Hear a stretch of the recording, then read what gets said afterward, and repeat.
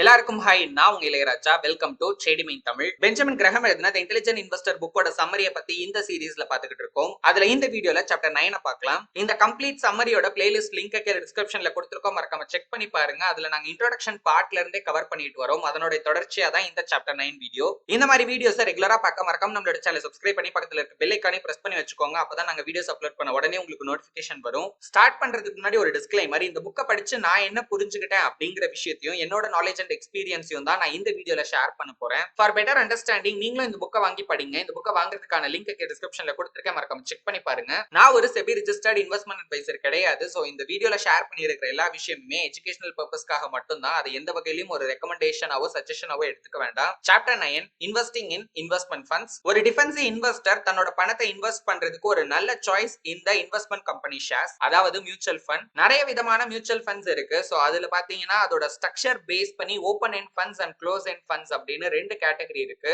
இது இல்லாம interval funds அப்படின்னு பாத்தீங்கன்னா ஒரு கேட்டகரி இருக்கு. எல்லா மியூச்சுவல் ஃபண்டுமே பாத்தீங்கன்னா கண்டிப்பா வந்து ஒரு ரெகுலேட்டரி அத்தாரிட்டிக்கு கீழே தான் வரும். இப்ப நம்ம இந்தியாவை எடுத்துக்கிட்டீங்க அப்படின்னா நம்மளோட மியூச்சுவல் ஃபண்ட் இண்டஸ்ட்ரியை கம்ப்ளீட்டா ரெகுலேட் பண்றது செபி தான். ஸ்ட்ரக்சரை பொறுத்து மட்டும் இல்லாம இப்போ அதுல எந்த பேசிஸ்ல இன்வெஸ்ட் பண்றாங்க, அதாவது இன்வெஸ்ட்மெண்ட் அப்ஜெக்டிவ் பேசிஸ்லயுமே நிறைய விதமான ஃபண்ட் இருக்கு. லைக் வந்து இப்போ கேபிட்டல் அப்ரிசியேஷன் ஃபண்ட்ஸ் இருக்கு. அதாவது அதுல மெயின் ஃபோக்கஸே growth தான். ஓகேங்களா? சோ நம்ம இன்வெஸ்ட் பண்ற மணி அப்படிங்கிறது ஃபியூச்சர்ல நல்லா grow ஆகணும் அப்படிங்கிற இன்டென்ஷனுக்காக இன்வெஸ்ட் பண்றது. இல்ல இன்கம் ஃபோக்கஸ்டு ஃபண்ட் அப்படின்னு சொல்லுவாங்க. அதுல இருந்து இப்ப நம்ம இன்வெஸ்ட் பண்றோம் அப்படின்னா ஒரு ஸ்டெடியான இன்கம் அப்படிங்கிறது அதுல இருந்து ஜெனரேட் ஆகணும் அப்படிங்கிறதுக்காக சில ஃபண்ட்ஸ் அப்படிங்கிறது பாத்தீங்கன்னா இருக்கு. இந்த மாதிரி நிறைய ஃபேக்டர்ஸ் பேஸ் பண்ணி நம்ம இந்த மியூச்சுவல் ஃபண்ட்ஸ் அப்படிங்கறத கிளாசிஃபை பண்ணலாம். சோ இதுல 5 முக்கியமான கேட்டகரி ஆஃப் ஃபண்ட்ஸ் அப்படிங்கிறது மியூச்சுவல் ஃபண்ட்ல இருக்கு. So number 1 equity funds. So இதுல மெயினா பாத்தீங்கன்னா ஈக்விட்டி அண்ட் ஈக்விட்டி ரிலேட்டட் ப்ராடக்ட்ஸ்ல இன்வெஸ்ட் பண்ணுவாங்க.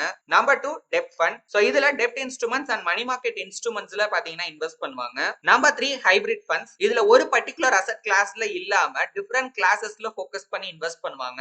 And number 4 solution oriented fund. இதுல வந்து பாத்தீங்கன்னா ரெண்டு சப் கேட்டகரி இருக்கு. ஒன்னு வந்து ரிட்டையர்மென்ட்காக பண்ற ஃபண்ட், இன்னொன்னு வந்து பாத்தீங்கன்னா சில்ட்ரன்ஸோட எஜுகேஷனுக்காக இன்வெஸ்ட் பண்ற ஃபண்ட்ஸ். அண்ட் கடைசியா அதர் ஃபண்ட்ஸ் அப்படின்னு ஒரு கேட்டகரி இருக்கும். சோ இதுல பாத்தீங்கன்னா நமக்கு இந்த ETF அப்படிங்கிற விஷயம், ஃபண்ட் ஆஃப் ஃபண்ட்ஸ் இது எல்லாமே பாத்தீங்கன்னா வரும். ஆர்த்தர் இந்த புக்ல வந்து அமெரிக்காவோட மியூச்சுவல் ஃபண்ட் இண்டஸ்ட்ரி, அதாவது இன்வெஸ்ட்மெண்ட் ஃபண்ட் இண்டஸ்ட்ரி எந்த அளவுக்கு இருக்கு, சோ அந்த காலத்துல இருந்து இப்ப வரைக்கும் எந்த அளவுக்கு அது grow ஆகி இருக்கு அப்படிங்கறத பத்தி சொல்லி இருப்பாரு. நான் இப்ப பிரசன்ட்ல நம்ம இந்தியால இந்த மியூச்சுவல் ஃபண்ட் இண்டஸ்ட்ரி எந்த அளவுக்கு இருக்கு அப்படிங்கிற விஷயத்த சொல்றேன். இந்தியாவோட மியூச்சுவல் ஃபண்ட் இண்டஸ்ட்ரியோட சைஸ் அப்படின்னு பாத்தீங்கன்னா இப்ப பிரசன்ட்ல, அதாவது செப்டம்பர் வரைக்கும், நான் இப்ப இந்த வீடியோ அக்டோபர்ல ஷூட் பண்ணிட்டு இருக்கேன் 2025ல, செப்டம்பரோட ரிப்போர்ட் படி பாத்தீங்கன்னா கிட்டத்தட்ட 75 லட்சம் கோடி ரூபாய் அசட் அப்படிங்கிறது இந்த மியூச்சுவல் ஃபண்ட் இண்டஸ்ட்ரியில இருக்கு. இதுக்கு என்ன அர்த்தம் அப்படின்னா மக்களோட பணம் கிட்டத்தட்ட 75 லட்சம் கோடி ரூபாய் இந்த மியூச்சுவல் ஃபண்ட் மூலமா ஸ்டாக் மார்க்கெட்ல இன்வெஸ்ட் பண்ணி மேனேஜ் பண்ணிட்டு இருக்காங்க. கிட்டத்தட்ட 1800க்கும் மேற்பட்ட மியூச்சுவல் ஃபண்ட் ஸ்கீம்ஸ் அப்படிங்கிறது பாத்தீங்கன்னா இப்ப பிரசன்ட்ல இருக்கு.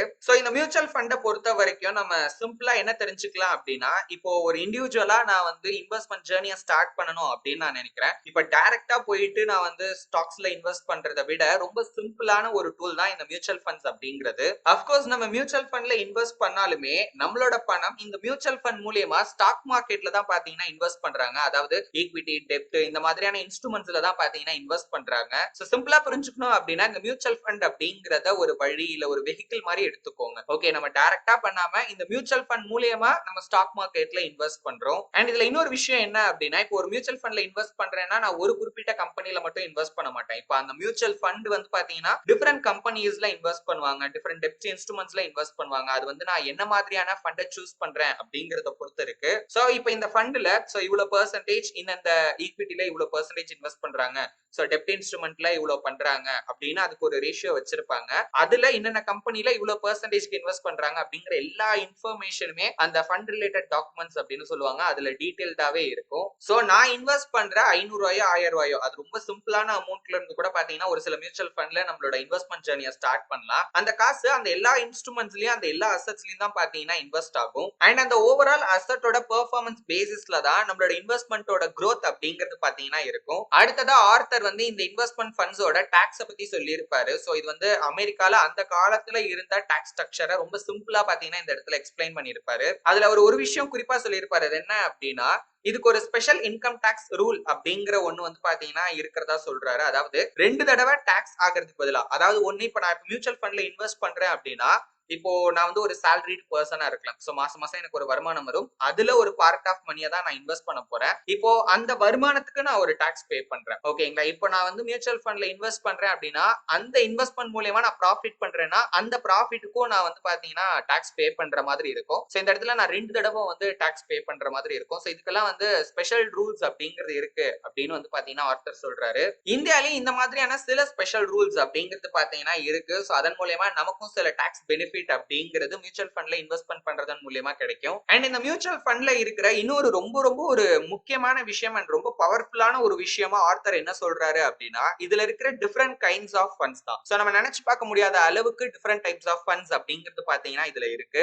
இப்போ எனக்கு வந்து ஒரு பர்டிகுலர் இன்வெஸ்ட்மெண்ட் அப்ஜெக்டிவ் இருக்கு அப்படின்னா அதுக்கு மேட்ச் ஆகுற மாதிரியான ஏதாவது ஒரு ஃபண்ட் அப்படிங்கிறது இருக்கும். இல்ல எனக்கு வந்து ஒரு குறிப்பிட்ட செக்டார்ல ஒரு இண்டஸ்ட்ரியில வந்து இன்வெஸ்ட் பண்ணணும், இல்ல ஒரு குறிப்பிட்ட தீம் பேசிஸ்ல நான் வந்து இன்வெஸ்ட் பண்ணணும்னு நினைக்கிறேன். ஃபார் எக்ஸாம்பிள் இப்போ நான் செக்டார் அப்படின்னு சொல்லும் போது இப்போ வந்து கெமிக்கல் செக்டாரா இருக்கட்டும், ஏவியேஷன் செக்டாரா இருக்கட்டும், இல்ல ரயில்வே செக்டாரா இருக்கட்டும், இந்த மாதிரி ஒரு செக்டார் எடுத்துக்கிறேன்னா அதுல இருக்கிற ஒரு கம்பெனில மட்டும் நான் இன்வெஸ்ட் பண்ண போறது இல்ல. ஓகேங்களா? சோ அதுல இருக்கிற டாப் கம்பெனிஸ், அதுல வந்து நல்ல வேல்யூபிளா இருக்கிற மாதிரியான குரூப் ஆஃப் கம்பெனிஸ்ல தான் நான் இன்வெஸ்ட் பண்ணணும் அப்படின்னு ஆசைப்படுறேன். அப்படி இருக்கிறப்போ இண்டிவிஜுவலா அந்த ஒவ்வொரு கம்பெனிலையும் நான் இன்வெஸ்ட் பண்றப்போ ஹியூஜ் கேபிட்டல் அப்படிங்கிறது தேவைப்படும். இப்போ இந்த தீமை நான் எடுத்துக்கிட்டேன் அப்படின்னா இந்த தீம்ல இன்வெஸ்ட் பண்ற மியூச்சுவல் ஃபண்ட்ஸ் அப்படிங்கிறது பாத்தீங்கன்னா மோஸ்ட்லி இருக்கலாம். பாப்புலரான நிறைய தீம்ஸுக்கு, இந்த பாப்புலரான நிறைய செக்டார்ஸுக்கு மியூச்சுவல் ஃபண்ட்ஸ் அப்படிங்கிறது இருக்கு.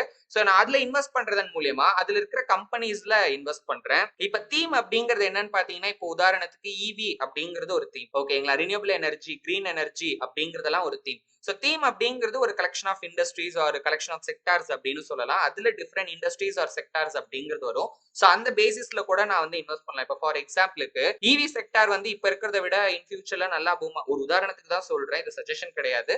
சோ இன் ஃபியூச்சர்ல வந்து நல்ல ஒரு growth இருக்கும் அப்படிங்கிற நம்பிக்கை எனக்கு இருக்கு. சோ இப்பவே வந்து அந்த செக்டார் அந்த அந்த தீம்ல இன்வெஸ்ட் பண்ணலாம் அப்படின்னு நான் ஆசைப்படுறேன் அப்படின்னா அந்த ஈவி அப்படிங்கிற செக்டாருக்கு கெமிக்கல் வரலாம், ஆட்டோமொபைல் வரும். சோ இந்த மாதிரி டிஃபரெண்ட் இண்டஸ்ட்ரி செக்டார்ஸ் அப்படிங்கிறது வரும்.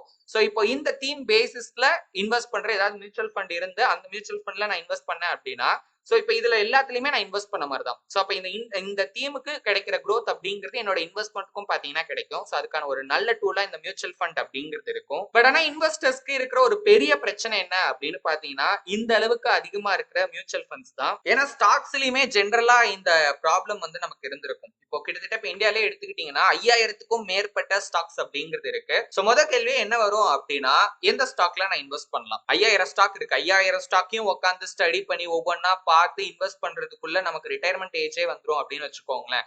சோ இப்போ இதே ப்ராப்ளம் அப்படிங்கிறது மியூச்சுவல் ஃபண்ட்லயும் இருக்கு. இப்போ நான் 1800 மியூச்சுவல் ஃபண்ட்ஸ் இருக்கு, ஸ்கீம்ஸ் இருக்கு அப்படின்னு நான் சொன்னேன் அப்படின்னா கூட அந்த ஒவ்வொரு ஸ்கீம்லயுமே இன்வெஸ்ட் பண்றதுக்கு டிஃபரெண்ட் டைப்ஸ் ஆஃப் வே அப்படிங்கிறது இருக்கு. இப்போ உதாரணத்துக்கு டைரக்ட் ஃபண்ட் இருக்கு, ரெகுலர் ஃபண்ட் இருக்கு. அடுத்தது வந்து பாத்தீங்கன்னா இப்போ நமக்கு ரெகுலர் பேசிஸ்ல அந்த டிவிடெண்டோ இன்கமோ வர மாதிரி பிளான்ஸ் இருக்கு. சில இது அதுலயே ரீஇன்வெஸ்ட் பண்ற மாதிரியான பிளான்ஸ் இருக்கு.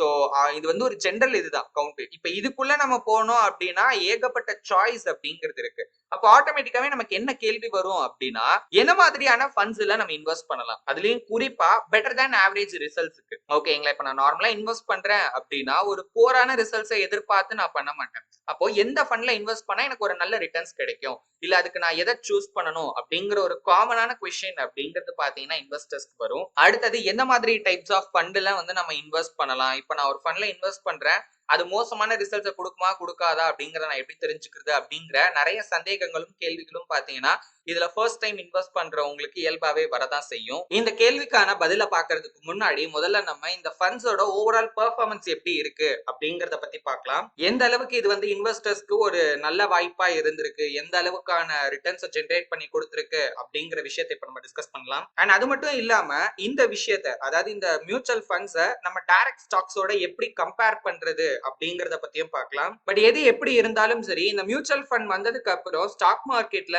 நிறைய இம்ப்ரூவ்மெண்ட்ஸ் அப்படிங்கிறது பாத்தீங்கன்னா வந்திருக்கு. அதுலயும் குறிப்பா நிறைய பேர் வந்து சேவ் பண்ணணும், இன்வெஸ்ட் பண்ணணும் அப்படிங்கறதுல பாத்தீங்கன்னா ஆர்வம் காட்டினாங்க. சோ அந்த ஹேபிட் வளர்க்கறதுக்கு இந்த மியூச்சுவல் ஃபண்ட் அப்படிங்கிறது ஒரு வகையில ரொம்பவே உதவியா இருந்திருக்கு. அண்ட் நிறைய பேர் ஸ்டாக் மார்க்கெட்ல இன்வெஸ்ட் பண்ணும்போது பாத்தீங்கன்னா தப்பா பண்ணி நிறைய பணத்தை இழந்துருவாங்க. அப்படி அவங்க பணத்தை பெரிய அளவுல இழக்கிறத வந்து பாத்தீங்கன்னா இந்த மியூச்சுவல் ஃபண்ட்ஸ் அப்படிங்கிறது தடுத்திருக்கு அப்படின்னே சொல்லலாம். ஏன்னா அவங்க சொன்னாங்க, இவங்க சொன்னாங்க, இந்த அட்வைசர் இப்படி சொன்னாரு, அந்த இன்ஃபுளுசர் வந்து இந்த ஸ்டாக் தான் வந்து அடுத்த மைக்ரோசாஃப்ட்னாரு, கூகுள்னாரு அப்படின்னு சொல்லி தப்பான ஸ்டாக்ஸ் ரொம்ப கம்மியான பிரைஸ்ல இருக்கு, நிறைய குவான்டிட்டி கிடைக்கும் அப்படின்னு தப்பான இன்வெஸ்ட்மெண்ட் டிசிஷன்ஸ் எடுத்து இண்டிவிஜுவல் ஸ்டாக்ஸ்ல இன்வெஸ்ட் பண்ணி ஏகப்பட்ட பேர் அவங்களோட பணத்தை இழந்திருக்காங்க. அப்ப நீங்க மியூச்சுவல் ஃபண்ட்ல இன்வெஸ்ட் பண்ணா நம்ம பணத்தை இழக்க மாட்டோம் அப்படின்னு சொல்ல வரீங்களா ப்ரோ அப்படின்னு கேட்டீங்கன்னா அப்படியெல்லாம் கிடையாது. ஆனா மியூச்சுவல் ஃபண்ட்ல நமக்கு ரிஸ்க் அப்படிங்கிறது டைரக்ட் ஸ்டாக்ஸை கம்பேர் பண்ணும்போது பாத்தீங்கன்னா மேபி கம்மியா இருக்கிறதுக்கான வாய்ப்பு நிறைய இருக்கு. ஏன்னா மியூச்சுவல் ஃபண்ட் அப்படிங்கிறது ஒரு இண்டிவிஜுவல் ஸ்டாக் கிடையாது, ஒரு குரூப் ஆஃப் ஸ்டாக் ஆர் ஒரு குரூப் ஆஃப்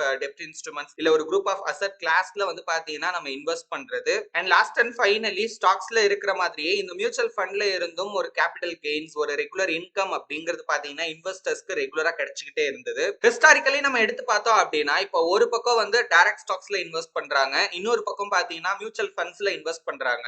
இதுல மியூச்சுவல் ஃபண்ட்ல இன்வெஸ்ட் பண்ணவங்க டைரக்ட் ஸ்டாக்ஸ்ல இன்வெஸ்ட் பண்ணவங்களை விட பெட்டரான ரிசல்ட்ஸ் வந்து பாத்தீங்கன்னா எடுத்திருக்காங்க. மேபி இது உண்மையா கூட இருக்கலாம். இப்போ ஸ்டாக் மார்க்கெட்டோட ஓவரால் பெர்ஃபார்மன்ஸ் அப்படிங்கிறது மியூச்சுவல் ஃபண்டோட ஓவரால் பெர்ஃபார்மன்ஸ்க்கு கிட்டத்தட்ட ஈக்குவலா இருக்கு அப்படின்னா கூட அதுதான் உண்மையும் கூட.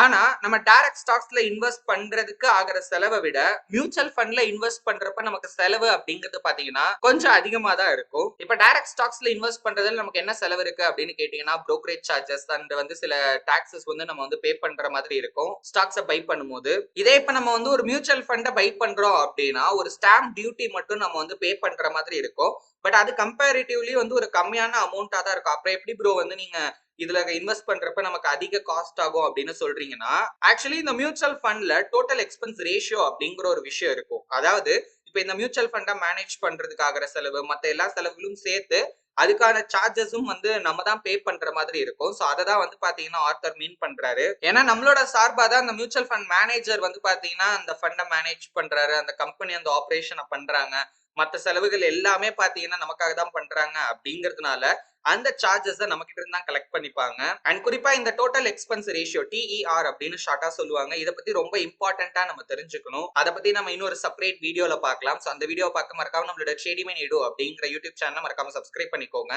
இப்ப நம்ம இந்த மியூச்சுவல் ஃபண்டோட ஓவரால் பெர்ஃபார்மன்ஸ் எப்படி இருக்கு அப்படிங்கறத ஒரு டேட்டாவோட பார்க்கலாம். சோ ஆர்த்தர் இந்த புக்ல 230வது பேஜ்ல ஒரு டேபிள் ஒன்னு கொடுத்திருப்பாரு. சோ அதுலயே நிறைய டேட்டாஸை ஷேர் பண்ணியிருப்பாரு. சோ அதுல என்னென்ன முக்கியமான விஷயங்கள் சொல்லியிருக்காரு அப்படிங்கறத பார்க்கலாம். ஃபர்ஸ்ட் இந்த டேபிள்ல வந்து 1961ல இருந்து 1970 வரைக்குமான பெர்ஃபார்மன்ஸ் பாத்தீங்கன்னா கொடுத்திருப்பாரு.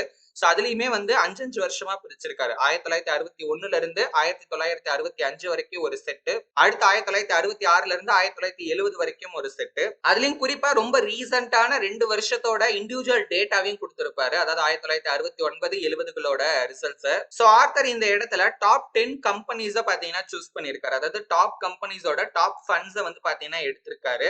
அண்ட் அதோட பெர்ஃபார்மன்ஸை தான் பாத்தீங்கன்னா அந்த டேபிள்லையும் கொடுத்திருப்பாரு. தியரிட்டிக்கலா பார்த்தோம் அப்படின்னா இந்த டாப் கம்பெனிஸோட பெர்ஃபார்மன்ஸ் அப்படிங்கிறது பெட்டர் தேன் ஆவரேஜா இருக்கும். இதுக்கான ரீசன் என்னன்னா இப்போ ஒரு கம்பெனி ஸ்ட்ராங்கா இருக்காங்க அப்படிங்கிறப்ப அவங்களோட growth-ம் வந்து ஃபாஸ்டா இருக்கும். ஆனா பிராக்டிக்கலா பார்த்தோம் அப்படின்னா அது உண்மை கிடையாது. சோ ஆர்த்தர் இந்த ஃபண்ட்ஸோட பெர்ஃபார்மன்ஸை டாப் இண்டெக்ஸோட பாத்தீங்கன்னா கம்பேர் பண்றாரு. அதுக்கு அவரு 2 இண்டெக்ஸை சூஸ் பண்றாரு. ஒன்னு S&P 500, இன்னொன்னு வந்து பாத்தீங்கன்னா to Jones industrial average. So இந்த ஃபண்ட்ஸோட ஓவரால் பெர்ஃபார்மன்ஸ் அப்படிங்கிறது கிட்டத்தட்ட S&P 500க்கு ஈக்குவலா இருக்கு. ஆனா டோ ஜோன்ஸ் இண்டஸ்ட்ரியல் ஆவரேஜை விட ரொம்பவே பாத்தீங்கன்னா பெட்டரா பெர்ஃபார்ம் பண்ணிருக்கு இந்த ஃபண்ட்ஸ் அப்படிங்கிறது. இந்த இடத்துல தான் ஒரு இன்ட்ரெஸ்டிங்கான क्वेश्चन வரும். இப்ப டோ ஜோன்ஸ் இண்டஸ்ட்ரியல் ஆவரேஜ் அப்படிங்கிறது டாப் 30 பிக் கம்பெனிஸ வந்து பாத்தீங்கன்னா உள்ளடக்கிய ஒரு இண்டெக்ஸ் அப்படின்னு சொல்லுவாங்க. ஆனா S&P அப்படிங்கிறது ஒரு மிக்ஸ்டா ஓகேங்களா, டாப் 500 கம்பெனிஸ் அதுல லிஸ்ட் ஆகி இருக்கும் அப்படிங்கிற மாதிரி சொல்லுவாங்க. சோ அதை விட இந்த டாப் 30 கம்பெனிஸ் எப்படி வந்து ஃபர்ஸ்டா பெர்ஃபார்ம் பண்ணிருக்கும் அப்படிங்கிற ஒரு கேள்வி நமக்கு வரும். பட் இருந்தாலும் டாப் கம்பெனியா இருக்காங்க அப்படிங்கிறதுக்காக அவங்க வந்து எப்பவுமே நல்லா தான் பெர்ஃபார்ம் பண்ணணும் அப்படிங்கிற அவசியம்லாம் ஒண்ணும் கிடையாது. இப்ப நம்ம பார்த்தது எல்லாமே இதோட ஓவரால் பெர்ஃபார்மன்ஸ் தான். இப்ப அந்த 5 வருஷத்தை நம்ம எடுத்து பார்த்தோம் அப்படின்னா மொத 5 வருஷம் இந்த ஃபண்ட்ஸ் அப்படிங்கிறது S&P விட கொஞ்சம் வந்து பாத்தீங்கன்னா போரா தான் பெர்ஃபார்ம் பண்ணிருக்கோம். நெக்ஸ்ட் 5 வருஷத்துல S&P விட இந்த ஃபண்ட்ஸ் அப்படிங்கிறது வந்து பெட்டரா பெர்ஃபார்ம் பண்ணிருக்கோம். அகைன் இப்ப நம்ம வந்து ஓவரால் பெர்ஃபார்மன்ஸ் தான் பாக்குறோம் ஓகேங்களா. அந்த 10 ஃபண்ட்ஸோட ஓவரால் பெர்ஃபார்மன்ஸ் தான் இது. இதே நீங்க இண்டிவிஜுவல் ஃபண்ட்ஸோட ரிசல்ட்ஸ் அந்த டேபிள்ல செக் பண்ணி பாத்தீங்க அப்படின்னா ஒரு பெரிய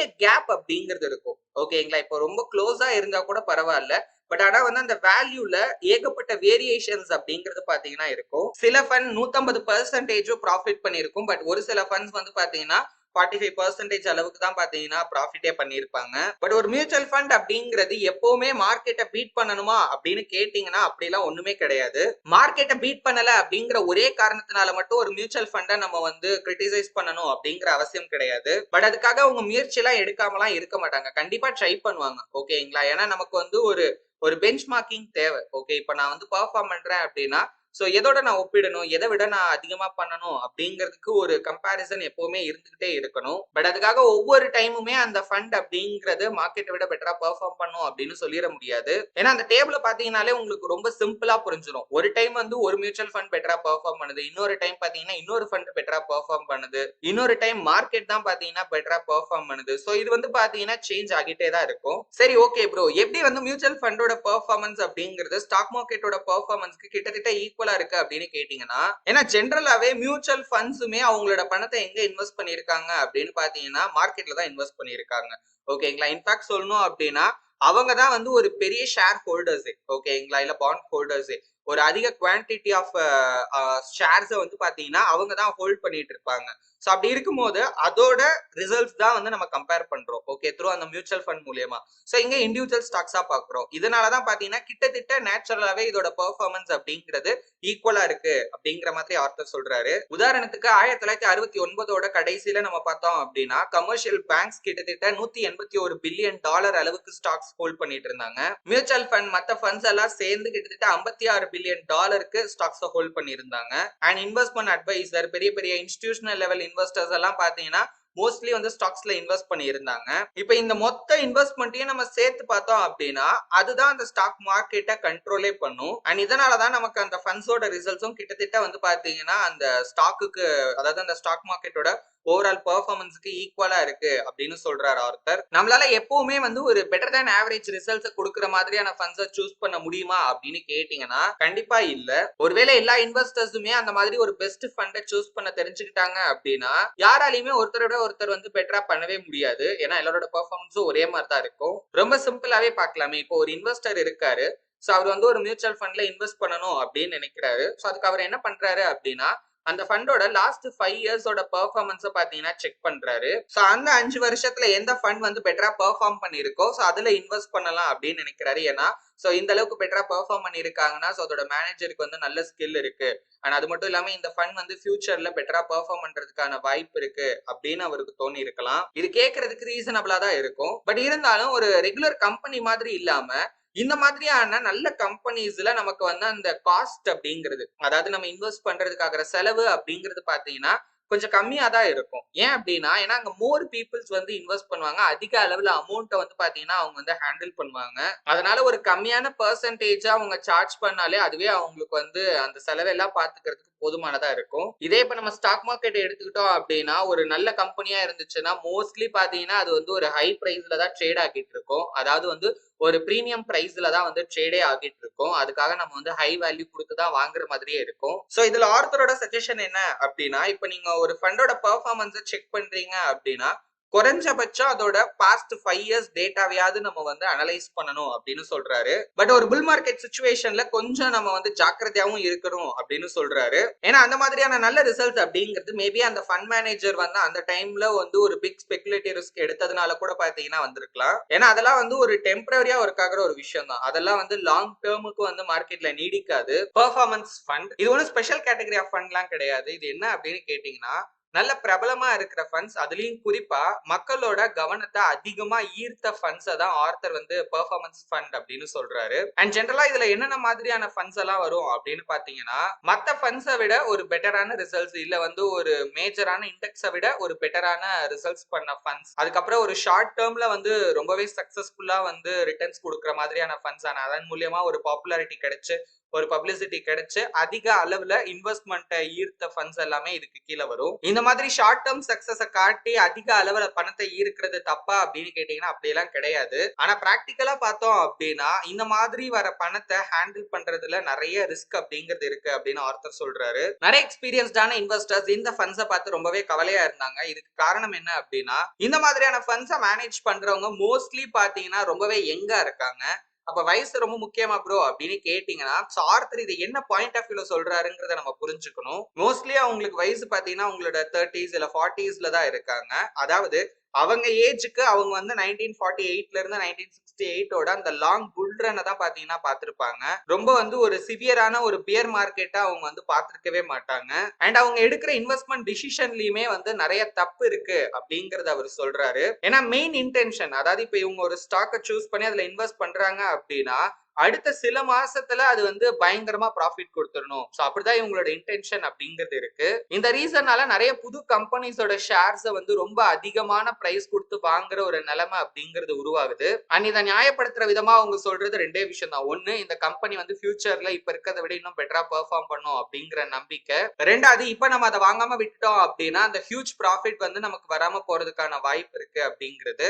இந்த பெர்ஃபார்மன்ஸ் ஃபண்டுக்கு ஒரு நல்ல உதாரணமா ஆர்த்தர் வந்து மேன்ஹாட்டன் ஃபண்ட் இன்கார்பரேட்டடா சொல்றாரு. சோ இது வந்து ரொம்ப ரொம்ப ஃபேமஸான ஒரு பெர்ஃபார்மன்ஸ் ஃபண்ட். 1965ஓட கடைசியில இந்த ஃபண்ட்ஸ் பாத்தீங்கன்னா லான்ச் பண்றாங்க. கிட்டத்தட்ட 27 மில்லியன் ஷேர்ஸை வந்து $9.25 இருந்து $10 அப்படிங்கிற பிரைஸுக்கு வந்து ஆஃபர் பண்றாங்க. அண்ட் இந்த ஃபண்டோட மெயின் கோலே வந்து கேபிட்டல் கெயின் தான். அதாவது டிவிடெண்டை விட கேபிட்டல் கெயின்ஸ்ல தான் இவங்க வந்து பாத்தீங்கன்னா அதிக கவனத்தை கொடுத்தாங்க. அண்ட் இவங்களோட மோஸ்ட் ஆஃப் த இன்வெஸ்ட்மெண்ட் அப்படிங்கிறது ரொம்ப ரொம்ப அதிக ஸ்பெகுலேஷன் இருக்கிற ஸ்டாக்ஸ்ல தான் பாத்தீங்கன்னா இருந்திருக்கு. 1967ல மட்டும் இந்த ஃபண்ட்ல இருந்து கிட்டத்தட்ட 38.6% அளவுக்கு ப்ராஃபிட் அப்படிங்கிறது கிடைச்சிருக்கு. ஆனா அதே டைம் பீரியட்ல S&P இண்டெக்ஸோட பெர்ஃபார்மன்ஸ் அப்படிங்கிறது 11% மட்டும் தான். பட் அதுக்கப்புறம் நம்ம பார்த்தோம் அப்படின்னா வரிசையாவே வந்து ரொம்ப மோசமான ஒரு பெர்ஃபார்மன்ஸ் தான் பாத்தீங்கன்னா அந்த ஃபண்ட் அப்படிங்கிறது கொடுத்திருக்கு. அண்ட் இதை வந்து இந்த புக்கோட 234வது பேஜ்ல கொடுத்திருக்கிற அந்த 9.2 அப்படிங்கிற டேபிள்ல நம்ம கிளியராவே பார்க்கலாம். கடைசியில கொடுத்திருப்பார் ஆர்த்தர். 1969ஓட கடைசியில இருந்தே இந்த ஃபண்டோட போர்ட்போலியோ அப்படிங்கிறது ரொம்ப அன்யூஷுவலா ரொம்ப ரிஸ்கியா பாத்தீங்கன்னா சேஞ்ச் ஆகிடுச்சு. இதுக்கு ரொம்ப முக்கியமான காரணம் என்ன அப்படின்னா 6 மாசத்துல இந்த கம்பெனி ரொம்ப அதிக அளவுல இன்வெஸ்ட் பண்ண 2 கம்பெனி பாத்தீங்கன்னா வந்து பேங்க்ரப்டசிக்கு ஃபைல் பண்ணிட்டாங்க. அண்ட் இன்னொரு கம்பெனில வந்து பாத்தீங்கன்னா சீரியஸான நிறைய ப்ராப்ளம்ஸ் அப்படிங்கிறது வந்து நடந்துகிட்டு இருந்தது. இதுல இன்னொரு ஷாக்கிங்கான விஷயம் என்ன அப்படின்னா இந்த ஃபண்டோட மேனேஜர் அவரோட ஹோல்டிங்ஸ இன்னொரு செப்பரேட் மேனேஜ்மெண்ட் கம்பெனிக்கு கிட்டத்தட்ட $20 மில்லியன் மேல வந்து பாத்தீங்கன்னா வித்திருக்காரு. ஆனா அவர் வித்த அந்த டைம்ல அந்த மேனேஜ்மெண்ட் கம்பெனி கிட்ட 1 மில்லியன் அளவுக்கு தான் பாத்தீங்கன்னா ரியல் அசெட்டே பாத்தீங்கன்னா இருந்திருக்கு. சோ இதுல இருந்து நம்ம என்ன புரிஞ்சுக்கலாம் அப்படின்னா ஒரு பக்கம் இந்த ஃபண்ட்ல இன்வெஸ்ட் பண்ண இன்வெஸ்டர்ஸ் வந்து 1967க்கு அப்புறமா ரொம்ப சிவியரான லாஸ வந்து ஃபேஸ் பண்ணிட்டு இருக்காங்க.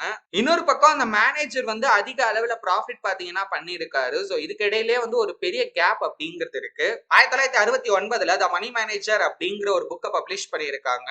அண்ட் அந்த புக்ல டாப் 19 ஃபண்ட் மேனேஜர்ஸ் பத்தி பாத்தீங்கன்னா அதாவது அவங்களோட ப்ரொஃபைல பத்தி டிஸ்கிரைப் பண்ணிருக்காங்க. சோ அதுல என்னென்ன விஷயங்கள் சொல்லிருக்காங்க அப்படின்னு பாத்தீங்கன்னா அவங்க எல்லாமே ரொம்ப யங்காவும் எனர்ஜெட்டிக்காவும் இருக்காங்க. மார்க்கெட் மேல ரொம்ப ஆர்வமா இருக்காங்க. அண்ட் அது மட்டும் இல்லாம வருஷத்துக்கு 1 மில்லியனுக்கும் மேல வந்து பாத்தீங்கன்னா சம்பாதிக்கிறாங்க. அண்ட் வின்னிங் ஸ்டாக்ஸை கண்டுபிடிக்கிறதுல ரொம்பவே பிரபலமாவும் இருக்காங்க. ஜென்ரலா இவங்களோட பெர்ஃபார்மன்ஸ் அப்படிங்கிறது 1966ல ஒரு குட் ரிசல்ட்ஸ், அதாவது ஒரு நல்ல ரிசல்ட்ஸ் அப்படிங்கிறது இருக்கு. 1967 தான் ரொம்பவே ஹைலைட் ஆனது. ஏன்னா எல்லாருமே பிரில்லியண்டா வந்து பெர்ஃபார்ம் பண்ணிருக்காங்க. 1968ல பார்க்கும்போது ஓவராலா நல்லாவே இருந்தாலும் ஒவ்வொரு ஃபண்டா நம்ம பார்த்தோம் அப்படின்னா மிக்ஸ்டு ரிசல்ட்ஸ் அப்படிங்கிறது தான் பாத்தீங்கன்னா இருந்திருக்கு. 1969ல கிட்டத்தட்ட எல்லா ஃபண்டுமே வந்து லாஸ் தான் புக் பண்ணியிருக்காங்க. பட் அதுல ஒரே ஒரு ஃபண்ட் மட்டும் பாத்தீங்கன்னா S&Pல வந்த லாஸை விட கொஞ்சம் கம்மியான அளவுக்கு தான் பாத்தீங்கன்னா லாஸ் புக் பண்ணிருக்காங்க. அண்ட் 1970ல அதை விட மோசமான ஒரு பெர்ஃபார்மன்ஸ் அப்படிங்கிறது இருந்திருக்கு. ஒரு ஷார்ட் பீரியடுக்கு இவங்க எல்லாருமே பயங்கரமா மார்க்கெட்ல ஷைன் ஆகிட்டு இருந்தாங்க. பட் அது வந்து ரொம்ப நாளைக்கு நீடிக்கல. அந்த காலத்துல பிரெஞ்சுல ஒரு விஷயம் சொல்லுவாங்க. அது என்னன்னா எந்த அளவுக்கு ஒரு விஷயம் மாறிக்கிட்டே இருக்கோ அந்த அளவுக்கு அந்த விஷயம் அப்படியே தான் இருக்கும் அப்படின்னுவாங்க.